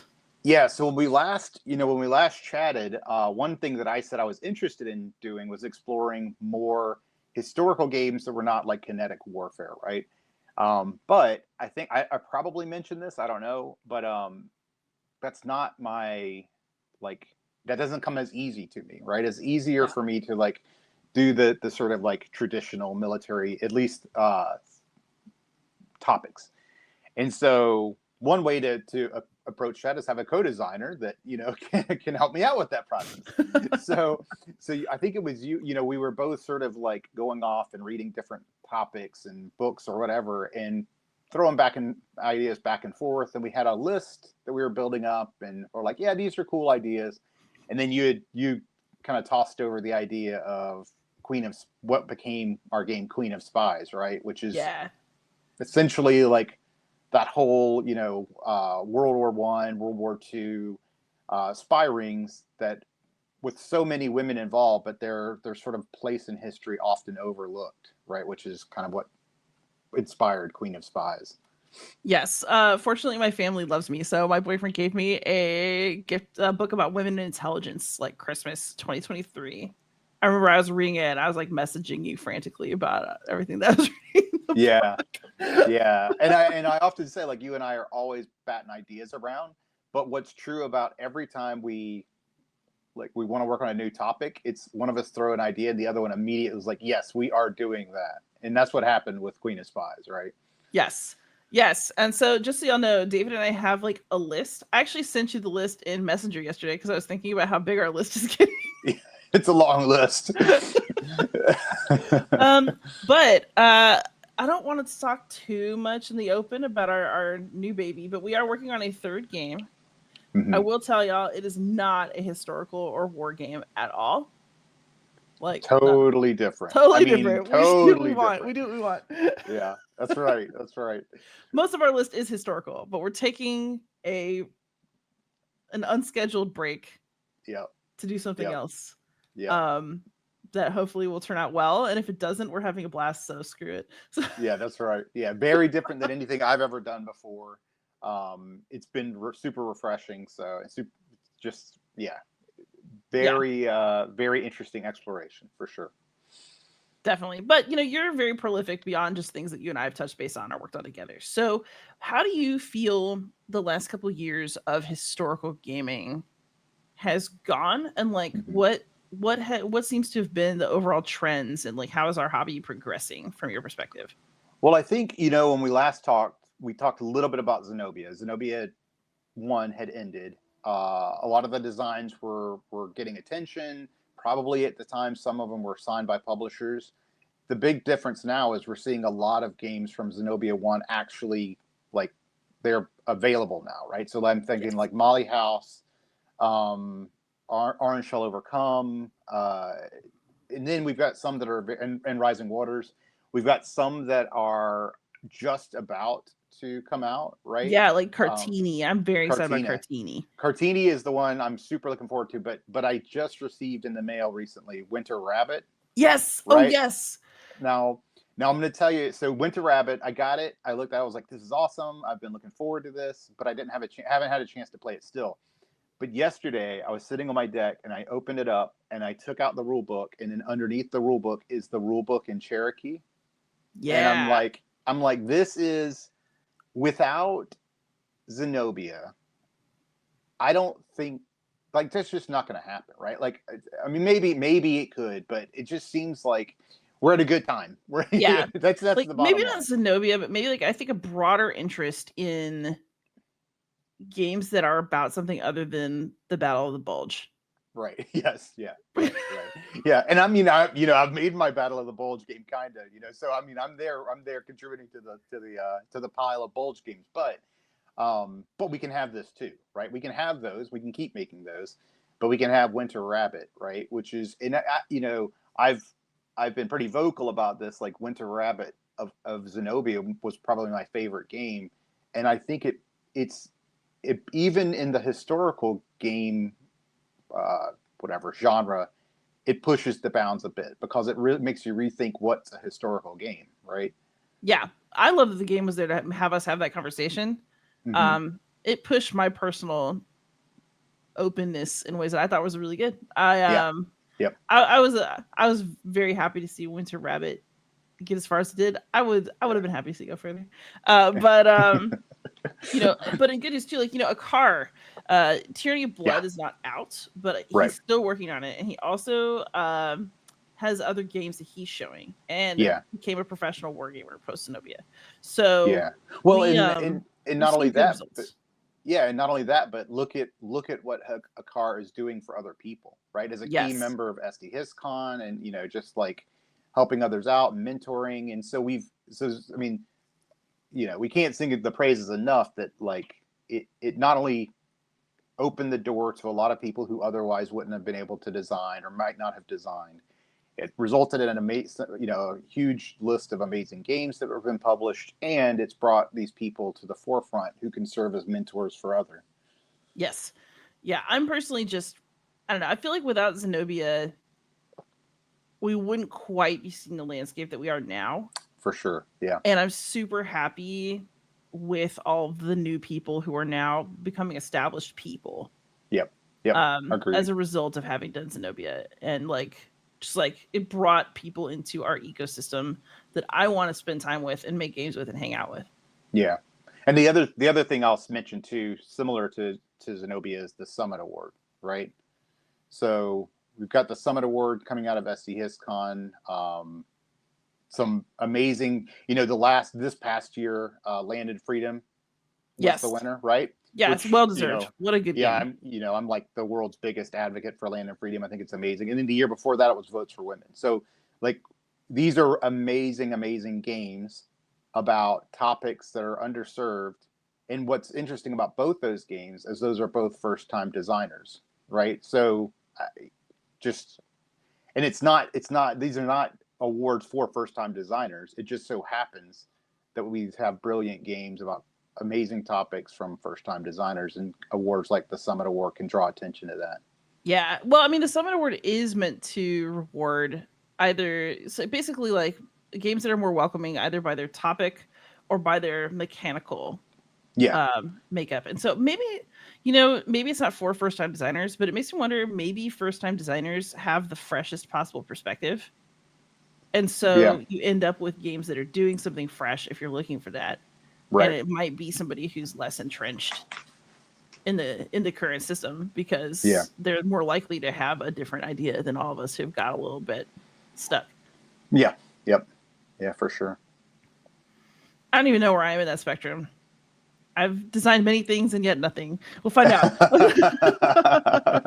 All the things are going to come out at once. You I know. It's like I've spent all these years waiting, and there's just going to be a glut. Yep. Yep. Oh my god. So where do you think that historical games will be going? Like I've noticed with Undaunted, y'all have switched to sci-fi. Mm-hmm. Yeah. You're designing kind of a wider range of stuff right now. Like, Mm-hmm. I mean, you've always been an omni gamer, so that's not necessarily surprising. But I feel like you'd be an interesting person to comment on this. So when it comes to like design trends, are you any less committed to historical gaming? How do you see our hobby flowing? How do you see your own career flowing? It's interesting. I mean, every sort of, for me personally, I'll start with me personally. For me, it's every single game has its own origin story. And so for like Undaunted, this is going to sound crazy, but for the sci-fi Undaunteds that we're exploring now, they came out of a constant call from people, gamers, who were saying, hey, I'm really interested in Daunted. I've heard a lot about the system, but I don't want to play a historical war game. So it's kind of like the reverse of, hey, we want to create these historical games for new people. It's like, hey, we want to take the system and let people who are interested in it try it without the theme. Whether you like that or not, but that's sort of the origin of it. But for me personally, I mean, this is going to sound silly, but it's literally as simple as I just kind of do what I want, and I mean, like, whatever I'm interested in at a time. Now, personally, what that means is I'm going to be interested in creating games like Queen of Spies, right? Those are the ones that are, but there's also going to be opportunities. Like I've got a game called Aegea that's coming out next year from Mighty Boards that's co-designed with Brett Gilbert and Trevor Benjamin. But the origin story of that one goes back years, and it's it was born of like a kind of a design constraint challenge of making an abstract game with those guys, right? So it's not that I'm more interested in exploring that genre. It's just that every game has its own little origin story. But if it's up to me, left to my own devices, doing what I want to do, and I'm the one sort of creating a new topic or talking to somebody about creating, it's going to be more based in like a historical, backdrop for sure. Yeah. Yes, now, most of ours are. So yeah. I mean, actually, you and I are a perfect example. If you go down and look at the list of the things we want to do together, out of the list of say 10 items, 9 of those are historically inspired, and one of them is a crazy idea that we cooked up, right? So it's I think that's very similar to kind of what I'm interested in personally. Now, more broadly, without getting into too much of this, I think that we're still in a very good place. I think we're in the best place board games have ever been in terms of historical, whether that's military history or non-military history games that are true, with a good theme on the game, not the pasted on Euro themes, but like the actual, historical themes and games. It's interesting that like in the last few years, that was emerging at the same time as what I would say like a larger socio-political sort of progress. And now we have, like, at least in America, a lot of pushback against that. Yeah. So now we're seeing like this is going to be an interesting challenge for our hobby, right? Because we're not living in an environment that's supportive of this change. We're living in an environment that's actively pushing back against it. I personally think that our hobby is strong enough that it's going to be able to withstand that sort of, attack or whatever. But it'll be an interesting time to see. Oh, that's a really interesting way to put it. I had not fully thought of it in those terms because the economic problems have been so to the fore of my mind. Yeah. So for context for people listening in the future, today is May 12th, 2025 when we're recording this, and the New York Times just reported that the United States and China are trying to step back from their trade war, and the China tariffs are currently 30%, which means that board games are still more expensive and stuff in this country is still going to be more expensive. And then China is levying 10% tariffs in the United States. So like we are having an economic crisis, but yeah, we are also having a social crisis. We're in a world where, our government is killing IMLS, which is responsible for interlibrary loan. Museums are getting cut. National parks are getting their funding cut. But more than that, anything that says equity on it is getting cut. And so if you care about those things, you have to figure out how to subsist in an environment where the powers that be are actively trying to stop you. Right, exactly. Yeah. And just one other point on the topic of the economic state is it's not just the tariffs themselves, but the volatility of the situation makes publishers scared to actually be willing to pull the trigger. So it's not just purely the finances, but like what will the state be in a couple of weeks? And so yeah, we are at this weird like point of the sort of the there is an active effort to undermine DEI as a whole, coupled with massive uncertainty in the economic landscape. And so all of that just sort of combines to push against all the progress that's been made in the last, for sort of like 4 or 5 years. Yeah. I believe in us. I think that we will prevail because we really care about what we're doing. Like it's easier to keep going when you have something to push for instead of just something that you don't like and that you're pushing against. Yeah. So, and I live in hope. I have to, right? Because, everything that you do comes from hope. Every game you make comes from the hope that somebody will want to play it. Every podcast you make comes from the hope that somebody will listen. So I'm trying to be optimistic right now. I'm very curious about where we'll be in 2.5 years when I'm optimistically going to assume we're doing episode 300. Episode 300, that's right. Yeah. And by episode 300, okay, we're going to look back and we're going to look at the transcript of this one, just like we did, episode 100. Night Witches better be out.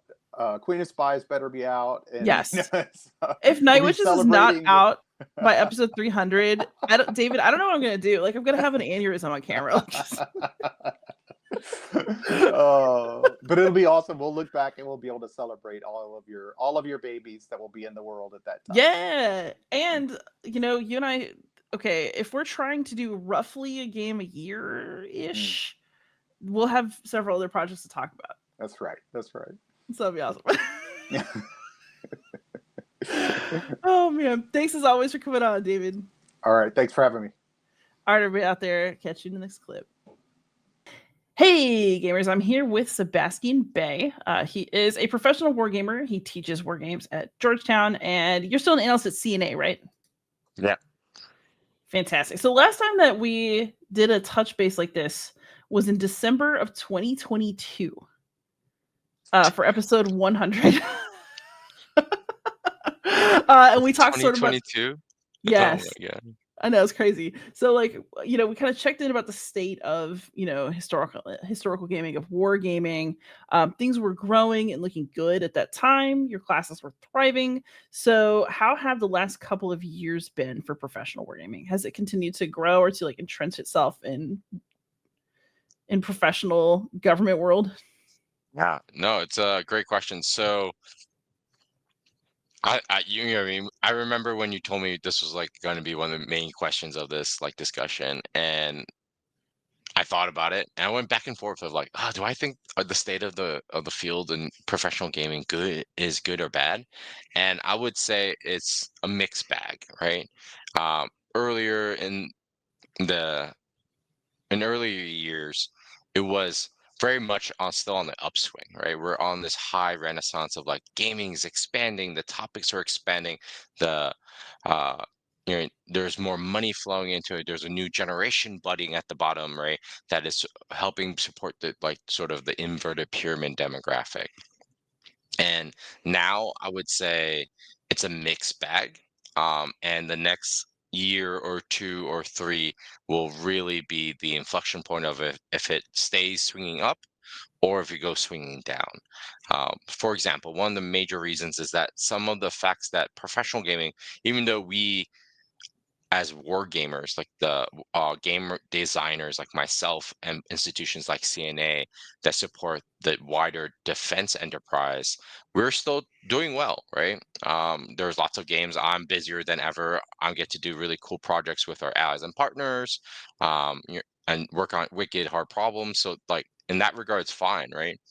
But also at the same way, if I look up from my desk and look around our community, like the Wilson Center, which was the think tank for the government that was congressionally mandated, it got dismantled, like in the past couple weeks, and their whole gaming team disappeared overnight, just poof.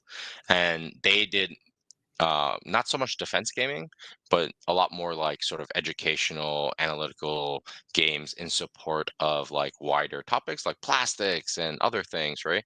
So like that small, really cool team just disappeared overnight, right?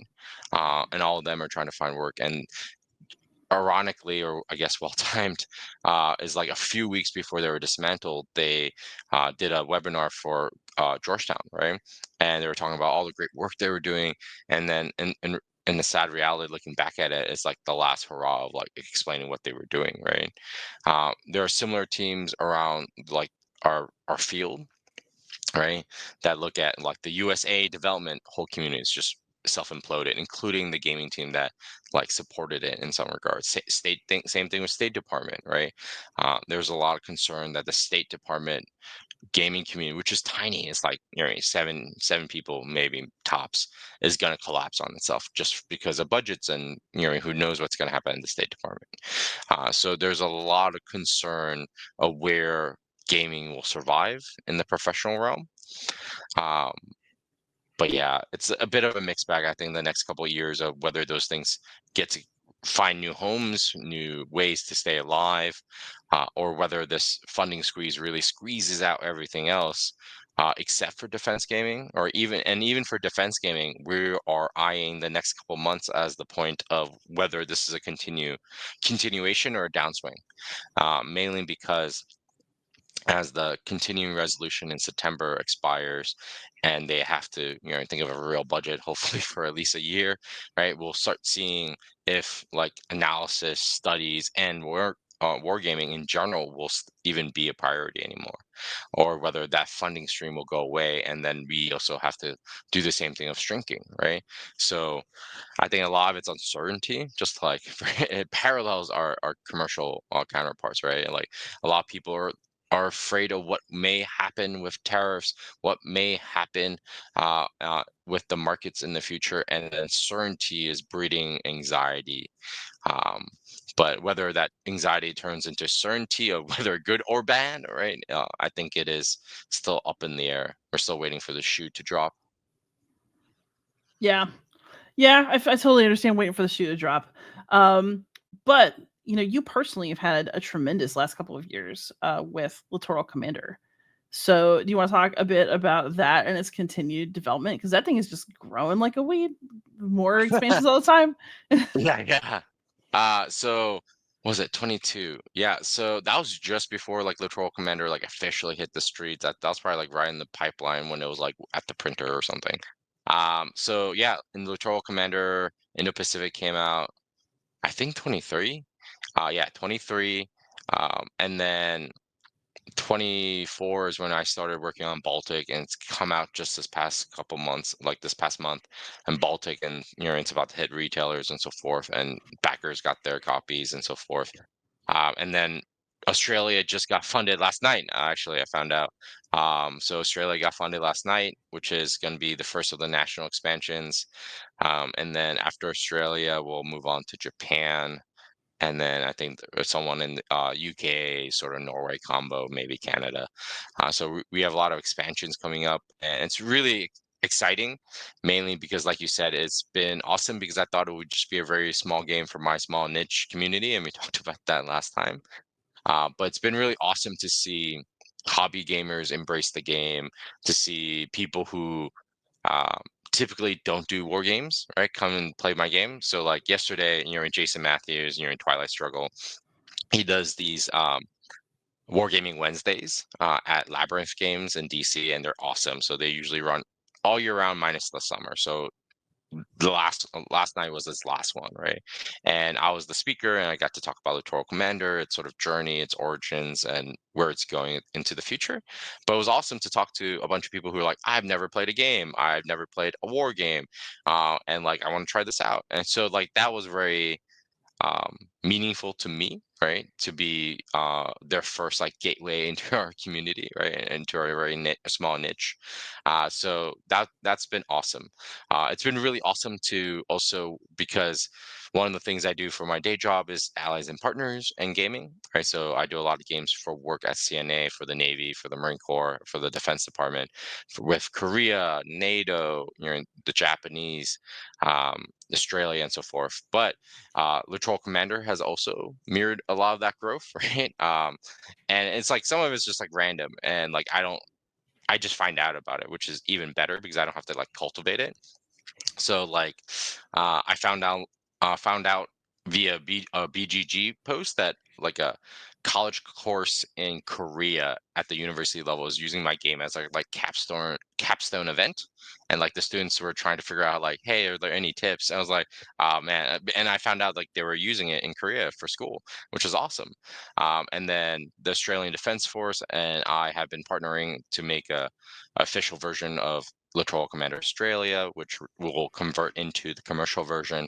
So that's been awesome. And we're working with a couple other NATO partners and institutions to create other expansions, right? Because the idea is like, hey, we all want these different people at different at the table. And one of my favorite, like, at this point, it's like a monthly, if not weekly, like thing is that the faculty over at Command General Staff College, right, which is the sort of school for majors for the Army that they all go through at Fort Leavenworth. They have a elective using wargaming, and they use Littoral Commander. So it's awesome to see them posting photos on Twitter and Blue Sky and so forth about how they've been using it. And it's awesome because you see officers from not only the Army and various communities within the Army, but also people from like, France, or, the Philippines, all playing the game. I'm like, oh man, like that's awesome. Like this is your opportunity to be exposed to a game. And I'm glad it's one of my games on the table for you. So it's been personally, like you said, very exciting, very busy. I'm on the road all the time these days. I actually, for those who are gonna be listening to, is like one of the reasons we had to do it this early in the morning is because I'm like leaving for Manila like tomorrow, kind of thing. So it's very exciting. Awesome. So do you see yourself doing hobby releases beyond Littoral Commander, or is that not something you're Oh thinking yeah. about? No, I absolutely want to do other games beyond Littoral Commander. In some ways, I'm really in love with Littoral, right? I'm sure you're like this too, right? And I finally feel, I think, not in terms of financial or even success, but like, oh, I know what it feels like to have a hit series, right? And a hit series is maybe a strong word, but like a series that is popular enough that people want the continuation of it. Yeah. And you're like, I maybe I don't want to do season 4 of this show anymore. Maybe I want to do season 1 of a new show, right? Yeah. So there's a couple of different projects I'm working on that I still want to devote my time to. And my hope, and I don't know if this is a delusion or hope, right? Or ambition. But like my hope is that when I get Australia out, right, it will be easier to get the others, because the others are also supposed to be farmed out more to others. But like, because Littoral Commander Australia is one of the first ones that is an expansion, it has evolved a lot of my like sort of guidance and shaping and like direct intervention. Yeah. But my hope in the future is like, be like, oh Liz, here, like here's like like here's an example, here's Littoral Commander Australia, go like make a version of this on whatever country you care about, right? And then bring it back, cool, like excellent, and like thumbs up, right? I would love it to get to that point, but right now it still requires a lot of my time. But there are a couple other things I still want to work on. Like I still want to work on an imaging game for Kevin at Four Circle. There's a couple other things there's a project I want to do with Mark Herman, right? Possibly World War II. So like, there's lots of other things I still want to do, right? But Yeah, literal is just like sucking all the oxygen out of the air, at least from my like energy, time. You understand, yeah. I do. Yeah, I'm in late stage oath right now, so I totally understand. Yeah. Oh, And one more thing we got to check on, which is your students. So you're continuing to help train the wargamers of tomorrow. How has your class been going? Like, have you been adjusting it over the years? Teachers always like to tweak. And then, yeah. what are your current gens looking like? No, so it's ironically like that you asked. Like we just finished our final on Monday, which has been awesome. Like my class, for those who are unaware, is in the Center for Security Studies at the School of Foreign Service at Georgetown, right? It's a graduate program where students will uh, research, design, develop, and play test and execute like a educational manual tabletop game, right? For a sponsor. So a sponsor, usually a DoD or State Department or some kind of government agency, will say, I want a game on IU fishing, or hey, I want a game on insurgency that teaches XYZ, right? So it has a very specific purpose for a specific client that they get sponsored to do so, right? And it's supposed to teach them not only how to deal with sponsors, but do the research and how to do design. And it's like a very long design jam is how I describe it, right? And the game at the end is not often publishable, right? In the sense that like anyone who has designed a game understands like you'll get to the first good prototype, but the last 20% of game design, like the proofing, the playtesting, the development of like, is this the right word? Did I, format this right? Are these the right examples to give? All those kind of like hard but important small details that make good games into great games, Yes. right? Is hard and tedious, and they're not there. Most of my students will be at best at the close, like really good prototype stage, right? Which is not to knock on them. It's just you have 14 weeks to learn game design and do it, right? Kind of thing. Yeah, I mean, that's a process. Oh yeah, absolutely. And some of the games have so much high potential. I'm like, oh man, if they had another year to like develop this, work with a publisher, work with a developer, some of them would really shine. And some of them have, right? Like mentioning Command General Staff College before, they were sponsors in the past for 2 games, Thor's Hammer and Major's Gambit, both which have gone like Army internal publications with the game, right? So there are box versions of my students' Major's Gambit, which is like a hex encounter, like brigade level game that the Army sends out to units and that they use. They sent me a box. I have a box on my shelf of like, that's so awesome. Like but the thing is that group and their sponsors worked on it for another half year to like hone it, write the rules, like make them work with Blue Panther, who ended up like doing a small print run for them at the college, right? So there's a lot of potential. I'm really excited for them, and my students are on the high right now, and so am I, right? Like they're you remember as a teacher, like Oh yeah. there's highs and lows of like teaching, right? And one of the first slides I have in my class is like, I have this slide in my class. I'm like, you will hate me at one point in this class, and I will not blame you, right? And one of my students comes up to me during the final, and she's like, I was like joking with one of the people who came by to play test their games, who are all like defense professionals, national security professionals, and I was like, yeah, my students hate me. And one of my students goes like, oh, we don't hate you. I was like, what? And she's like, yeah, we didn't see you for last week, so we didn't hate you last week. And I was like, what about March? Because March is like the point of like them really converting their game design into like real prototypes, putting on the table, and they're like have to start thinking about rules in very specific manners versus just a broad concept. And they truly hate me in March. Like it is their comprehensive exam season. It is like they spend their spring break not doing fun things, but doing my game design class kind of thing. Yeah, March is a hard time, but What's not they're fun all on about this that? high. Yeah, they're all on this high, right? Yeah. But you also like remember doing group projects in school. Like who enjoys Oh, yeah. those, right? No one. Um, This is why I'm a solo gamer too. I actually hate yeah, that much. yeah, exactly, right?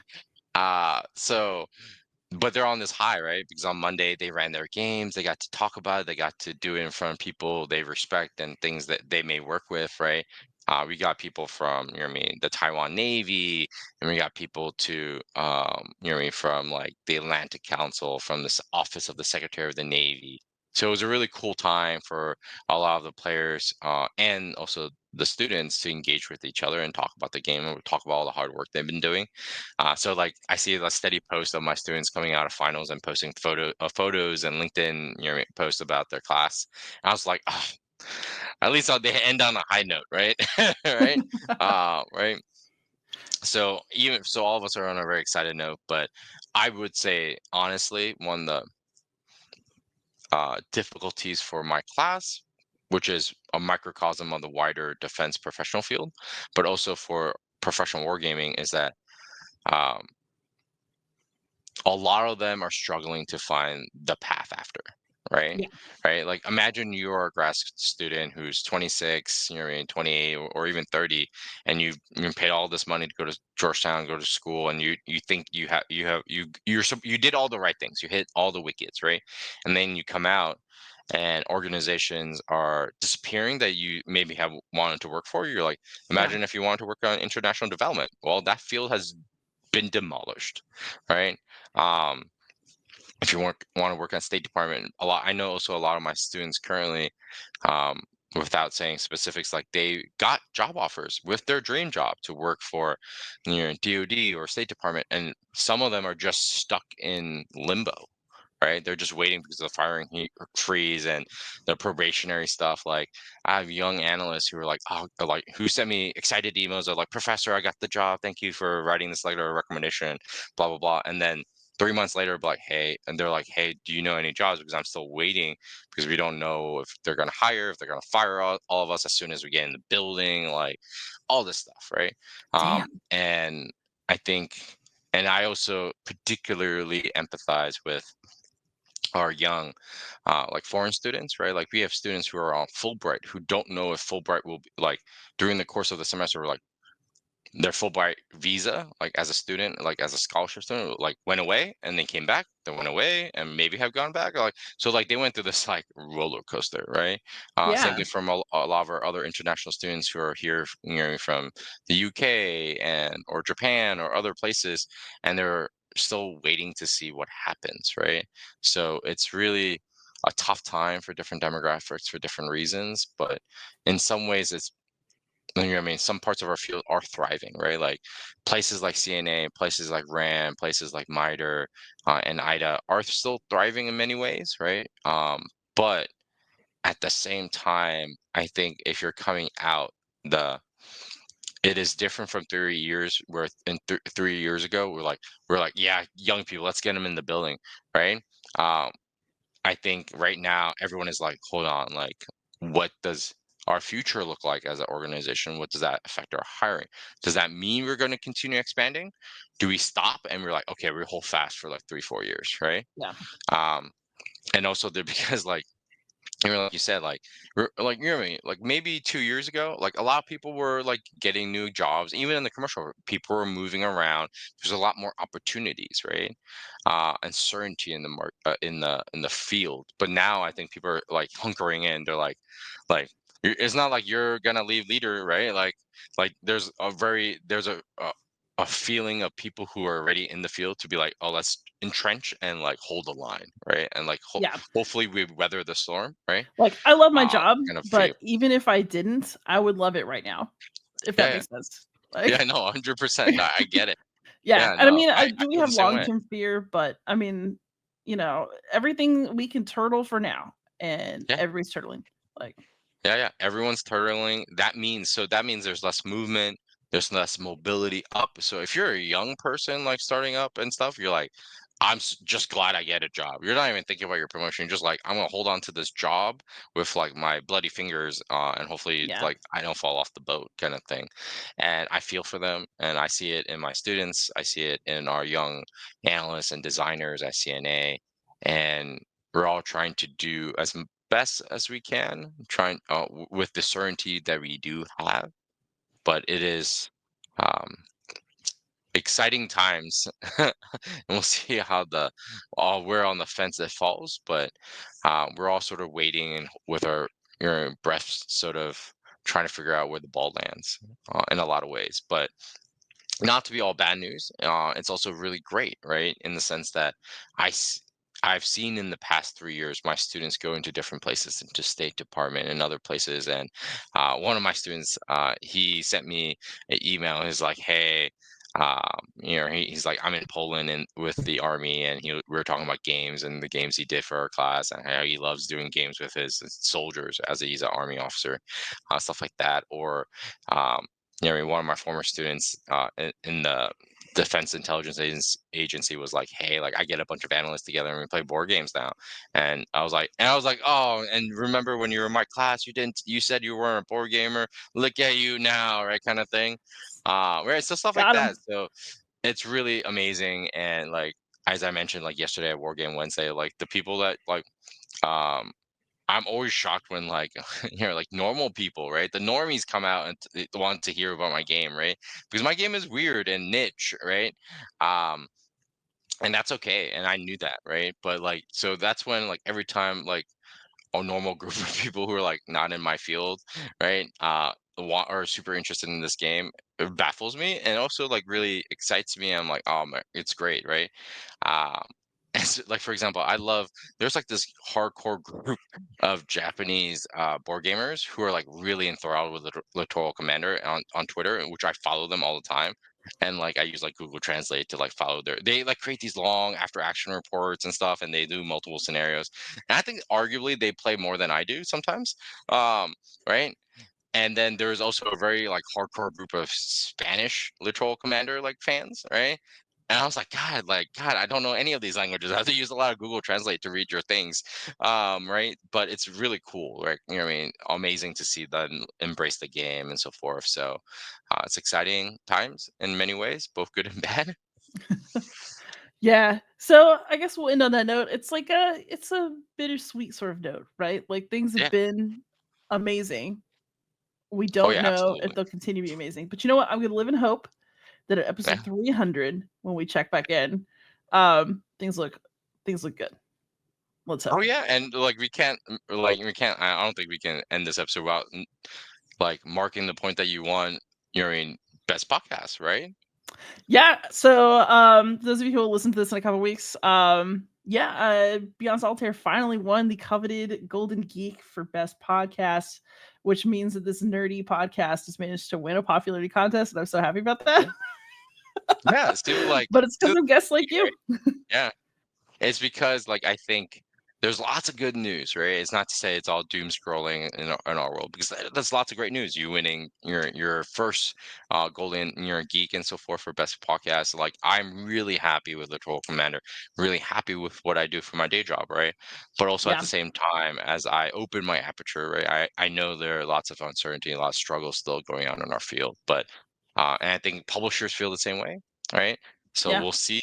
I think everyone's like holding their breath, trying to figure out if what companies survive, what projects survive, and so forth, right? And what Gen Con's going to look like this summer, like who knows, right?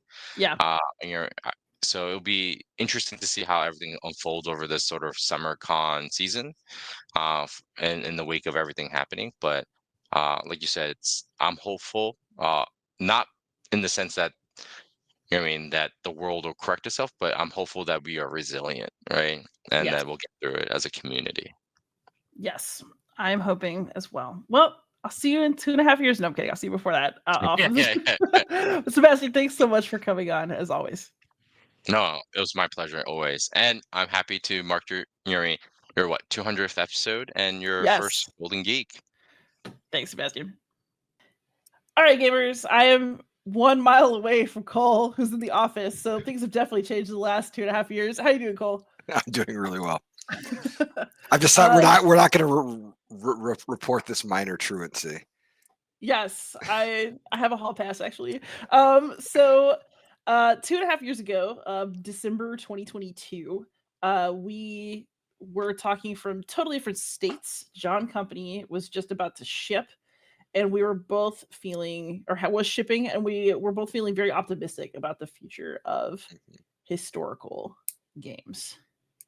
Yeah, So, and I'm still feeling optimistic about it. I mean, John Company, it was an interesting moment in my own historical game making, because John Company was the game that Drew and I started Whirligig to make, but we recognized right away that it was far too ambitious of a title to be our first like foray into publishing properly, and so we did Pamir to kind of like test the waters, and then Pamir has kind of had a life of its own and has done really well, but we wanted to do John Company.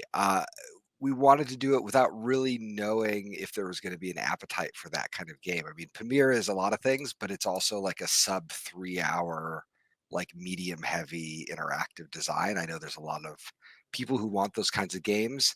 Do people want a socioeconomic 18th century simulator that could take all day to play?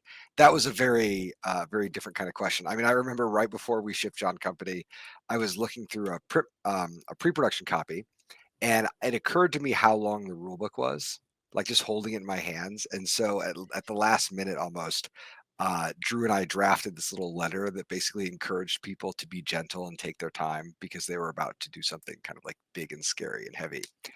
And in the 2 years since, it's done really well. We have run 3 printings of John Company. They're very small printings, but they're still like showing like a real life. We're actually almost sold out. We are sold out of John Company in the United States. We're almost sold out in Europe. And so we're like looking at like potentially the next printing of John Company in the near future. And it has really found an audience, and it has allowed us to, I mean, the money that we use in John Company allowed us to finish Molly House really well. And is kind of powering like the next phase of our historical games. that is absolutely wild. So yeah, I would say the last couple of years of historical gaming have been great for you. They've been great for me in the sense that I make them now. Yes, you do. So here's a question then. What sorts of trend lines in terms of topics that people are choosing, and maybe appetite for depth of game have you noticed? Because I feel like there's a lot, I mean, and I work in this area, there are a lot of kind of lighter historical games coming out that are beckoning people over to walk on our side of the hobby. Yeah. But I mean, I how's think the you've heavy? really, yeah. Well, I'll talk a little bit about the light. I mean, I think it's been really interesting to see the rise. I mean, one of the big risers of the past couple of years has been like Salt and Pepper Games, Yes. and have with a real like diversity of look and topic, right? And so it's just been really fun to see just a completely different spin on some of these old subjects. I mean, one of the designs that I was thinking about a lot when I was traveling recently was the game The Battle of Versailles, Yes. which is so compelling, both in the design and also just like how it is realized on the table and its choice of subjects. So you're seeing like a real widening of the aperture. When Drew and I published this year Joe Kelly's wonderful Molly House, and that game. Dan Bullock jokingly asked, I think Drew once, like, what does it feel like to make a game that doesn't have boats or guns in it? And it was a lovely sentiment, because it is actually like a game about social history. And so I'm so excited to see more games about wider, not a wider range of subjects, but like even like a wider range of like genre within the historical game framework. Because, Liz, you and I both know, you walk into a bookstore, a third of the bookstore might be the history section. Game stores should look more like bookstores in that way. There is so much history to cover, so many types of stories, and I just want to keep seeing that widen out. Yeah, I agree. I also think that since 2022, I mean, I think Zenobia 1 had ended by that point, but we were seeing like the rise of all these games. I've been really, really excited to see so many Zenobia projects make it to publication or pre-publication over the last couple of years. Yeah, and I mean, I just got my copy of Winter Rabbit in the mail and opened it up, and it like is gorgeously presented, and it's this amazing object. I can't wait to see how the final design turned out. Yes, I'm also very much hoping that Zenobia 2 produces a bunch of published games as well. Yeah, we had a really good crop. I mean, and also there were really interesting things that I could have never predicted. For example, in Zenobia 2, we had a lot of submissions from South America and Central America. Yes. And it was remarkable to be bringing all sorts of subjects that were completely outside of my understanding, just right to the forefront. Some really excellent design work too. Yes. And so, just, we are very much hoping there will be a Zenobia 3. Stay tuned. It'll be a minute. We got to recover. I think you and I are both kind of on the board, and it is a lot of work to run a contest, and then it's even more work to run a contest that has a large mentorship component. Yes. And so this is an every other year venture, at least. Yes, but I think we're getting better at it with time. We're getting there. So I'm very hopeful. And then, so here's my question then. Going into the future, what kinds of historical game work do you find yourself wanting to do? Where do you think you're going to go with whirligig in your own work in the next couple of years? So I still feel like I am paying like a debt at whirligig towards stuff that I worked on earlier. So I know that, this year we have Hellraisers, which is a really wonderful game about labor history. And then I want to be working on Infamous Traffic and some other projects that I've like hinted at for a long time. And then after those are done, things kind of open up for us, and we have kind of a wide, there's a wide range. I mean, one thing that I've talked about with you, Liz, is like, I really want to do more games about like early Christianity and like the axial age. Like I want more games about the history of religion, because I think it's extremely fascinating. And also it's just ripe for the sorts of systems that games like allow play, or the sorts of stories that games can tell with their systems. I think a lot of the history of religion is just extremely well suited to it, and it's a place that just hasn't been explored with any depth. I mean, I know there is, for example, like a game on the Council of Nicaea, but if the Battle of Bulge can support 100 games, then the Council of Nicaea should be able to support 1,000. And so I kind of want to see just an expansion in that direction. I also am really interested in doing games that get a little bit more into early 20th century history, and so it's something that I've been exploring a little bit, kind of like continuing my investigation of imperialism over the kind of like its modern, in the modern era in the context of the Western world. I kind of want to carry that into the late 19th and early 20th century. We'll see how that goes, but there's so much to cover. I mean, the one thing about history games, the one thing that I can say that's almost a knock on them, is they take a really long time to execute well. There's just a lot of books that need to be read, right? And so when I've been working on this game about Reconstruction following the Civil War, and it originally was this like massive, the entire swath of Reconstruction kind of covered in one game. It's now looking like a study of Louisiana, kind of in the 12 or 14 years after the Civil War. That project, I probably need to be doing reading for another 2 or 3 years before I can properly get it going. But that's okay, because I've got other projects to work in the meantime. That is very fair. And then people, just because we have to talk about it, given our time, whirligig had a little bit of a tariff scare this year. Mm-hmm. And that's also something that's, felt throughout the industry at this moment. How do you calculate the odds of historical gaming survival and continued growth going into this? Because I feel like design wise, I think the space is actually in a great place right now. Yes. I'm really excited by what people are doing. Every time I go to a convention, I see something that really thrills me. Mm-hmm. But what's our survival outlook? I mean, when I go to like Circle DC or SD HistCon, the kinds of shows where a lot, even like Origins, where a lot of historical game publishers sort of show up, I have never seen so many people working on such a wide range of topics. I feel like it's the hobby's in a very healthy place when it comes to historical gaming. This tariff thing is frustrating, but I also think historical games are like uniquely situated to weather it. And it's because the historical game audience, they care a lot about quality of design and quality of presentation, but they don't really care about like plastic miniatures.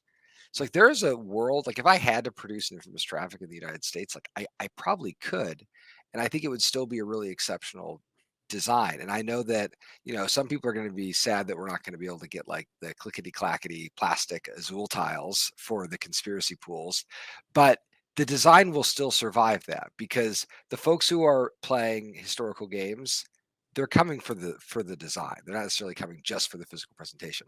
Now, the growth of historical games actually does kind of depend on those physical presentations. That was the argument that Whirligig was making in the kinds of like aesthetic strategies that we go through. I mean, the things that we are doing to try to make our games accessible, eye-catching. Those are things that we only get when we participate in a global, international industry.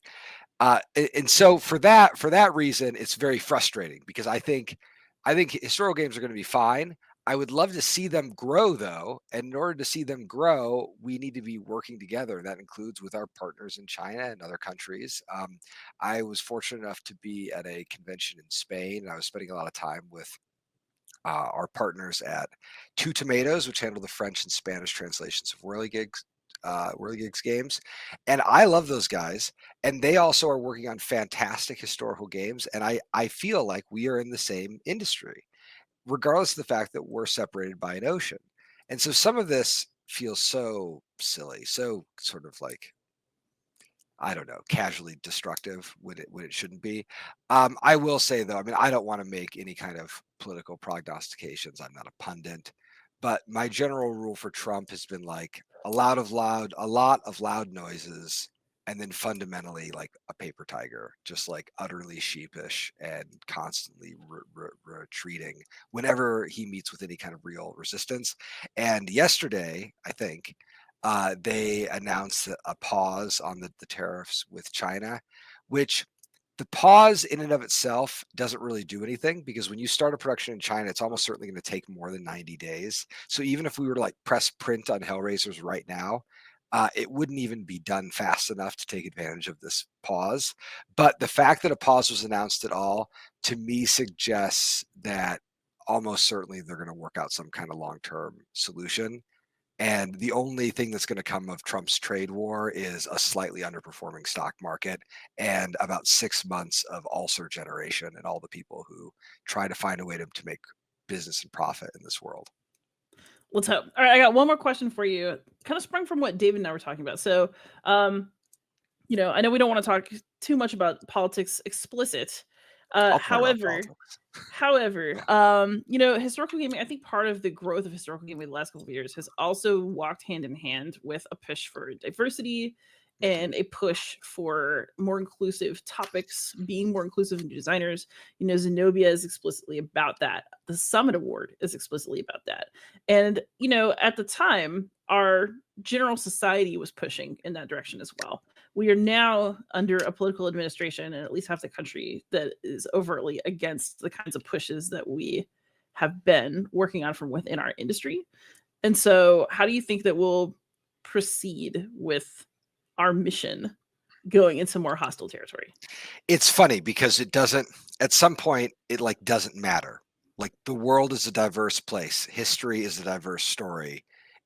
You can say it's not the case, but it doesn't actually change the facts on the ground. So as long as good historical game work is being done, those stories are going to get told eventually. And whether or not a library is able to buy them or not, like that's a concern on a very, very shallow horizon, right? So I look at some of the things that are, I don't know, some of the weird kind of backlash, the emboldening. I think to me, the way I'm reading it is like there are bad actors, and there are people who, I'll just call them bigots out there. And to me, the biggest change of the biggest change of the past like year or so is not that there are more bigots, it's that the bigots have been like a little bit emboldened and they're a little bit louder. But like, we have good work to do, and it's not worth spending time like, trying to either win them over or ignore them or anything. You just kind of keep doing the essential work, because they can't change the facts on the ground. And the facts on the ground are that this world is an amazing, complex place. And it takes all sorts of stories and all sorts of storytellers to capture that reality. And if someone wants to cry about it on the internet, then they're welcome to cry as much as they'd like. That's a perfect place to stop. I guess we better get back to work. I look forward to checking in on this another 2.5 years. I'm going to be optimistic and say there's going to be episode 300 to do it in. Hell yeah. All right. Thanks, Liz. Thanks, Cole. All right, gamers. I'm here with one of my favorite repeat guests, is Amabel Holland. Hello. Hey, Amabel. I'm so happy to have you on again. Thank you.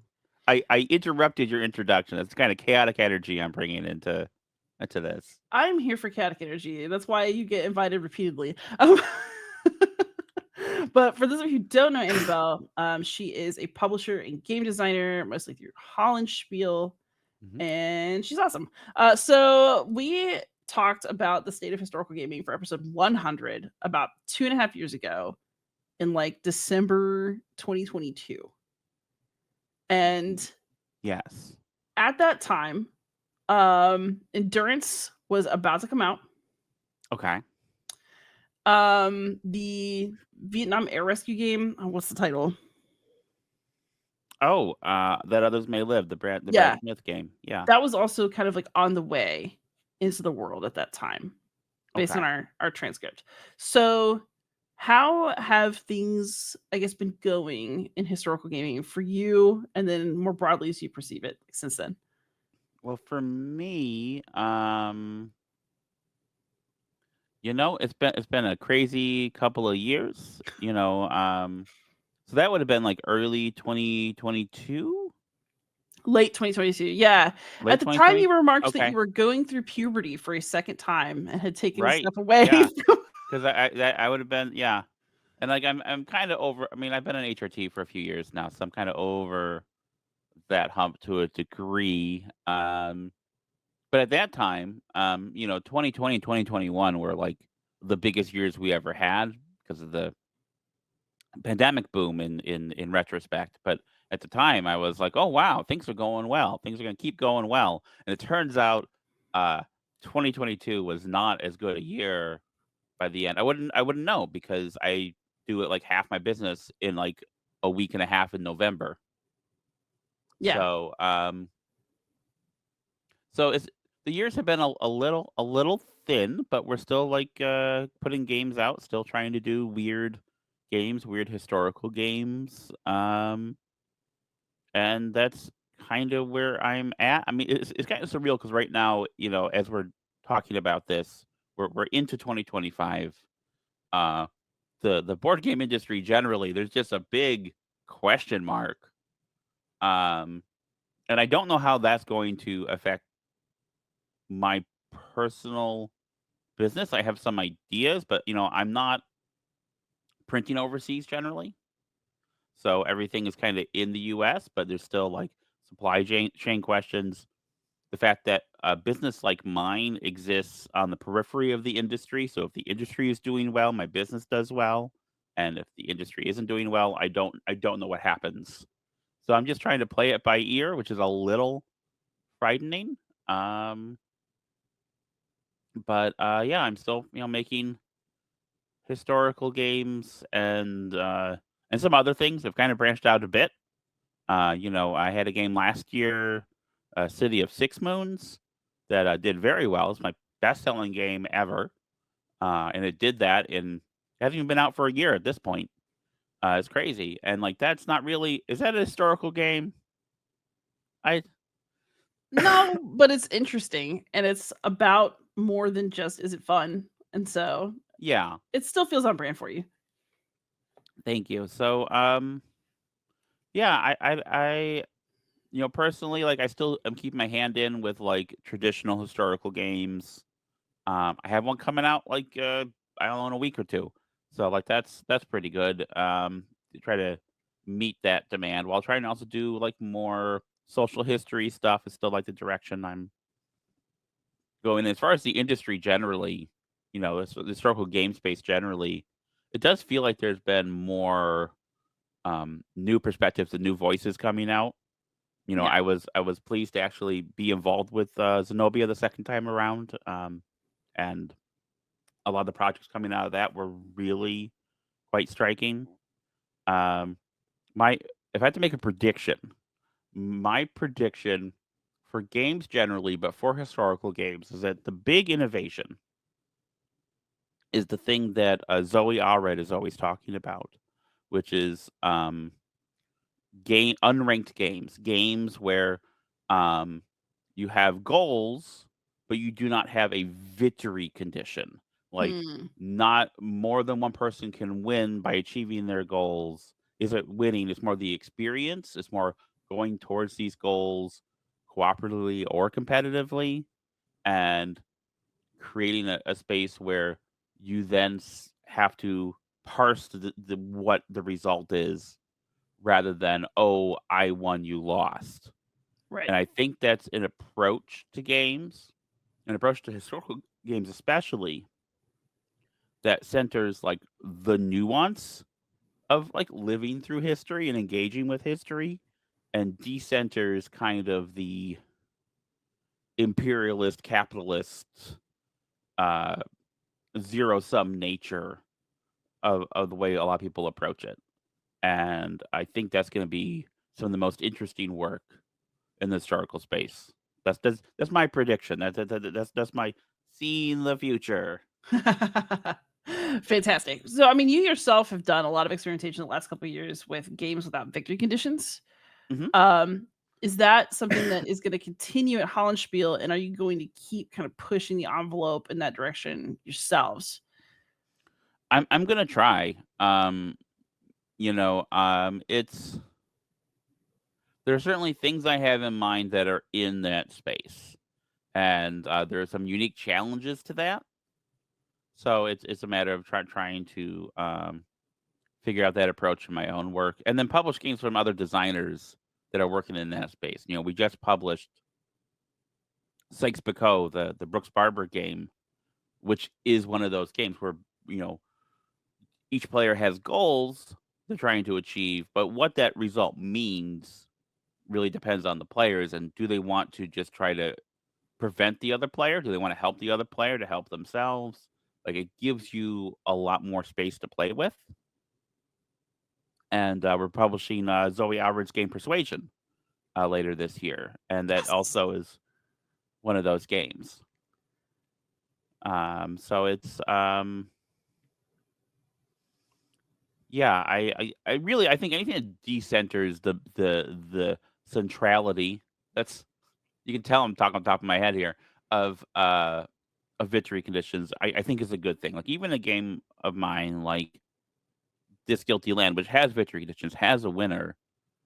Who wins is not what creates the meaning in that game. And I think that's important. I think that's a space that's there's a lot of room to play with.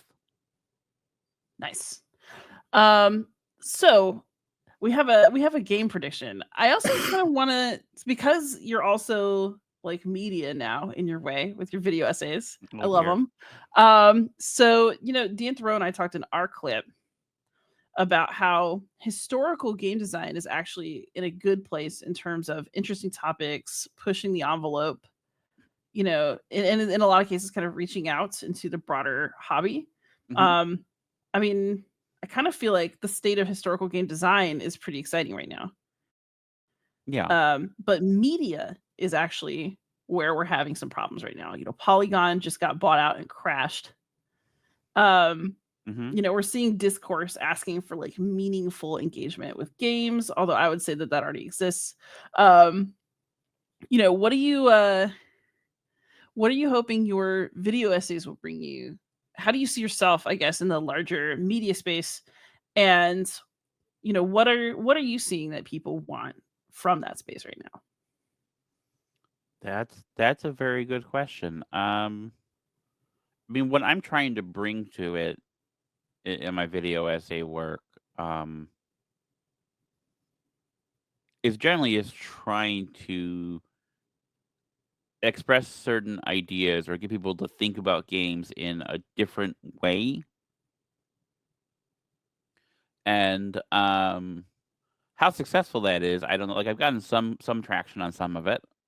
I do think if I look at other video board game stuff, it tends to be there's a lot of top 10 lists. There's a lot of reviews, which are generally fairly shallow. There are some exceptions. And there's a lot more stuff made by influencers than by critics, if that makes any sense. I think systemically we don't have like I think generally arts criticism has been on a downturn because of capitalism. But with games, I don't think we have it as much as I'd like, and a lot of it is about people who are just kind of doing it themselves, and that's very good, but also has some pitfalls. And there's certainly people who do like really excellent work in the space. I'm talking to one of them right now. And you mentioned Dan Thurot. He's someone else who is doing excellent work in that space. There are other people who Efka from No Pun Included. Yeah. Efka and Elaine, great work. But there's a lot of people who don't. I'm trying not to be mean. I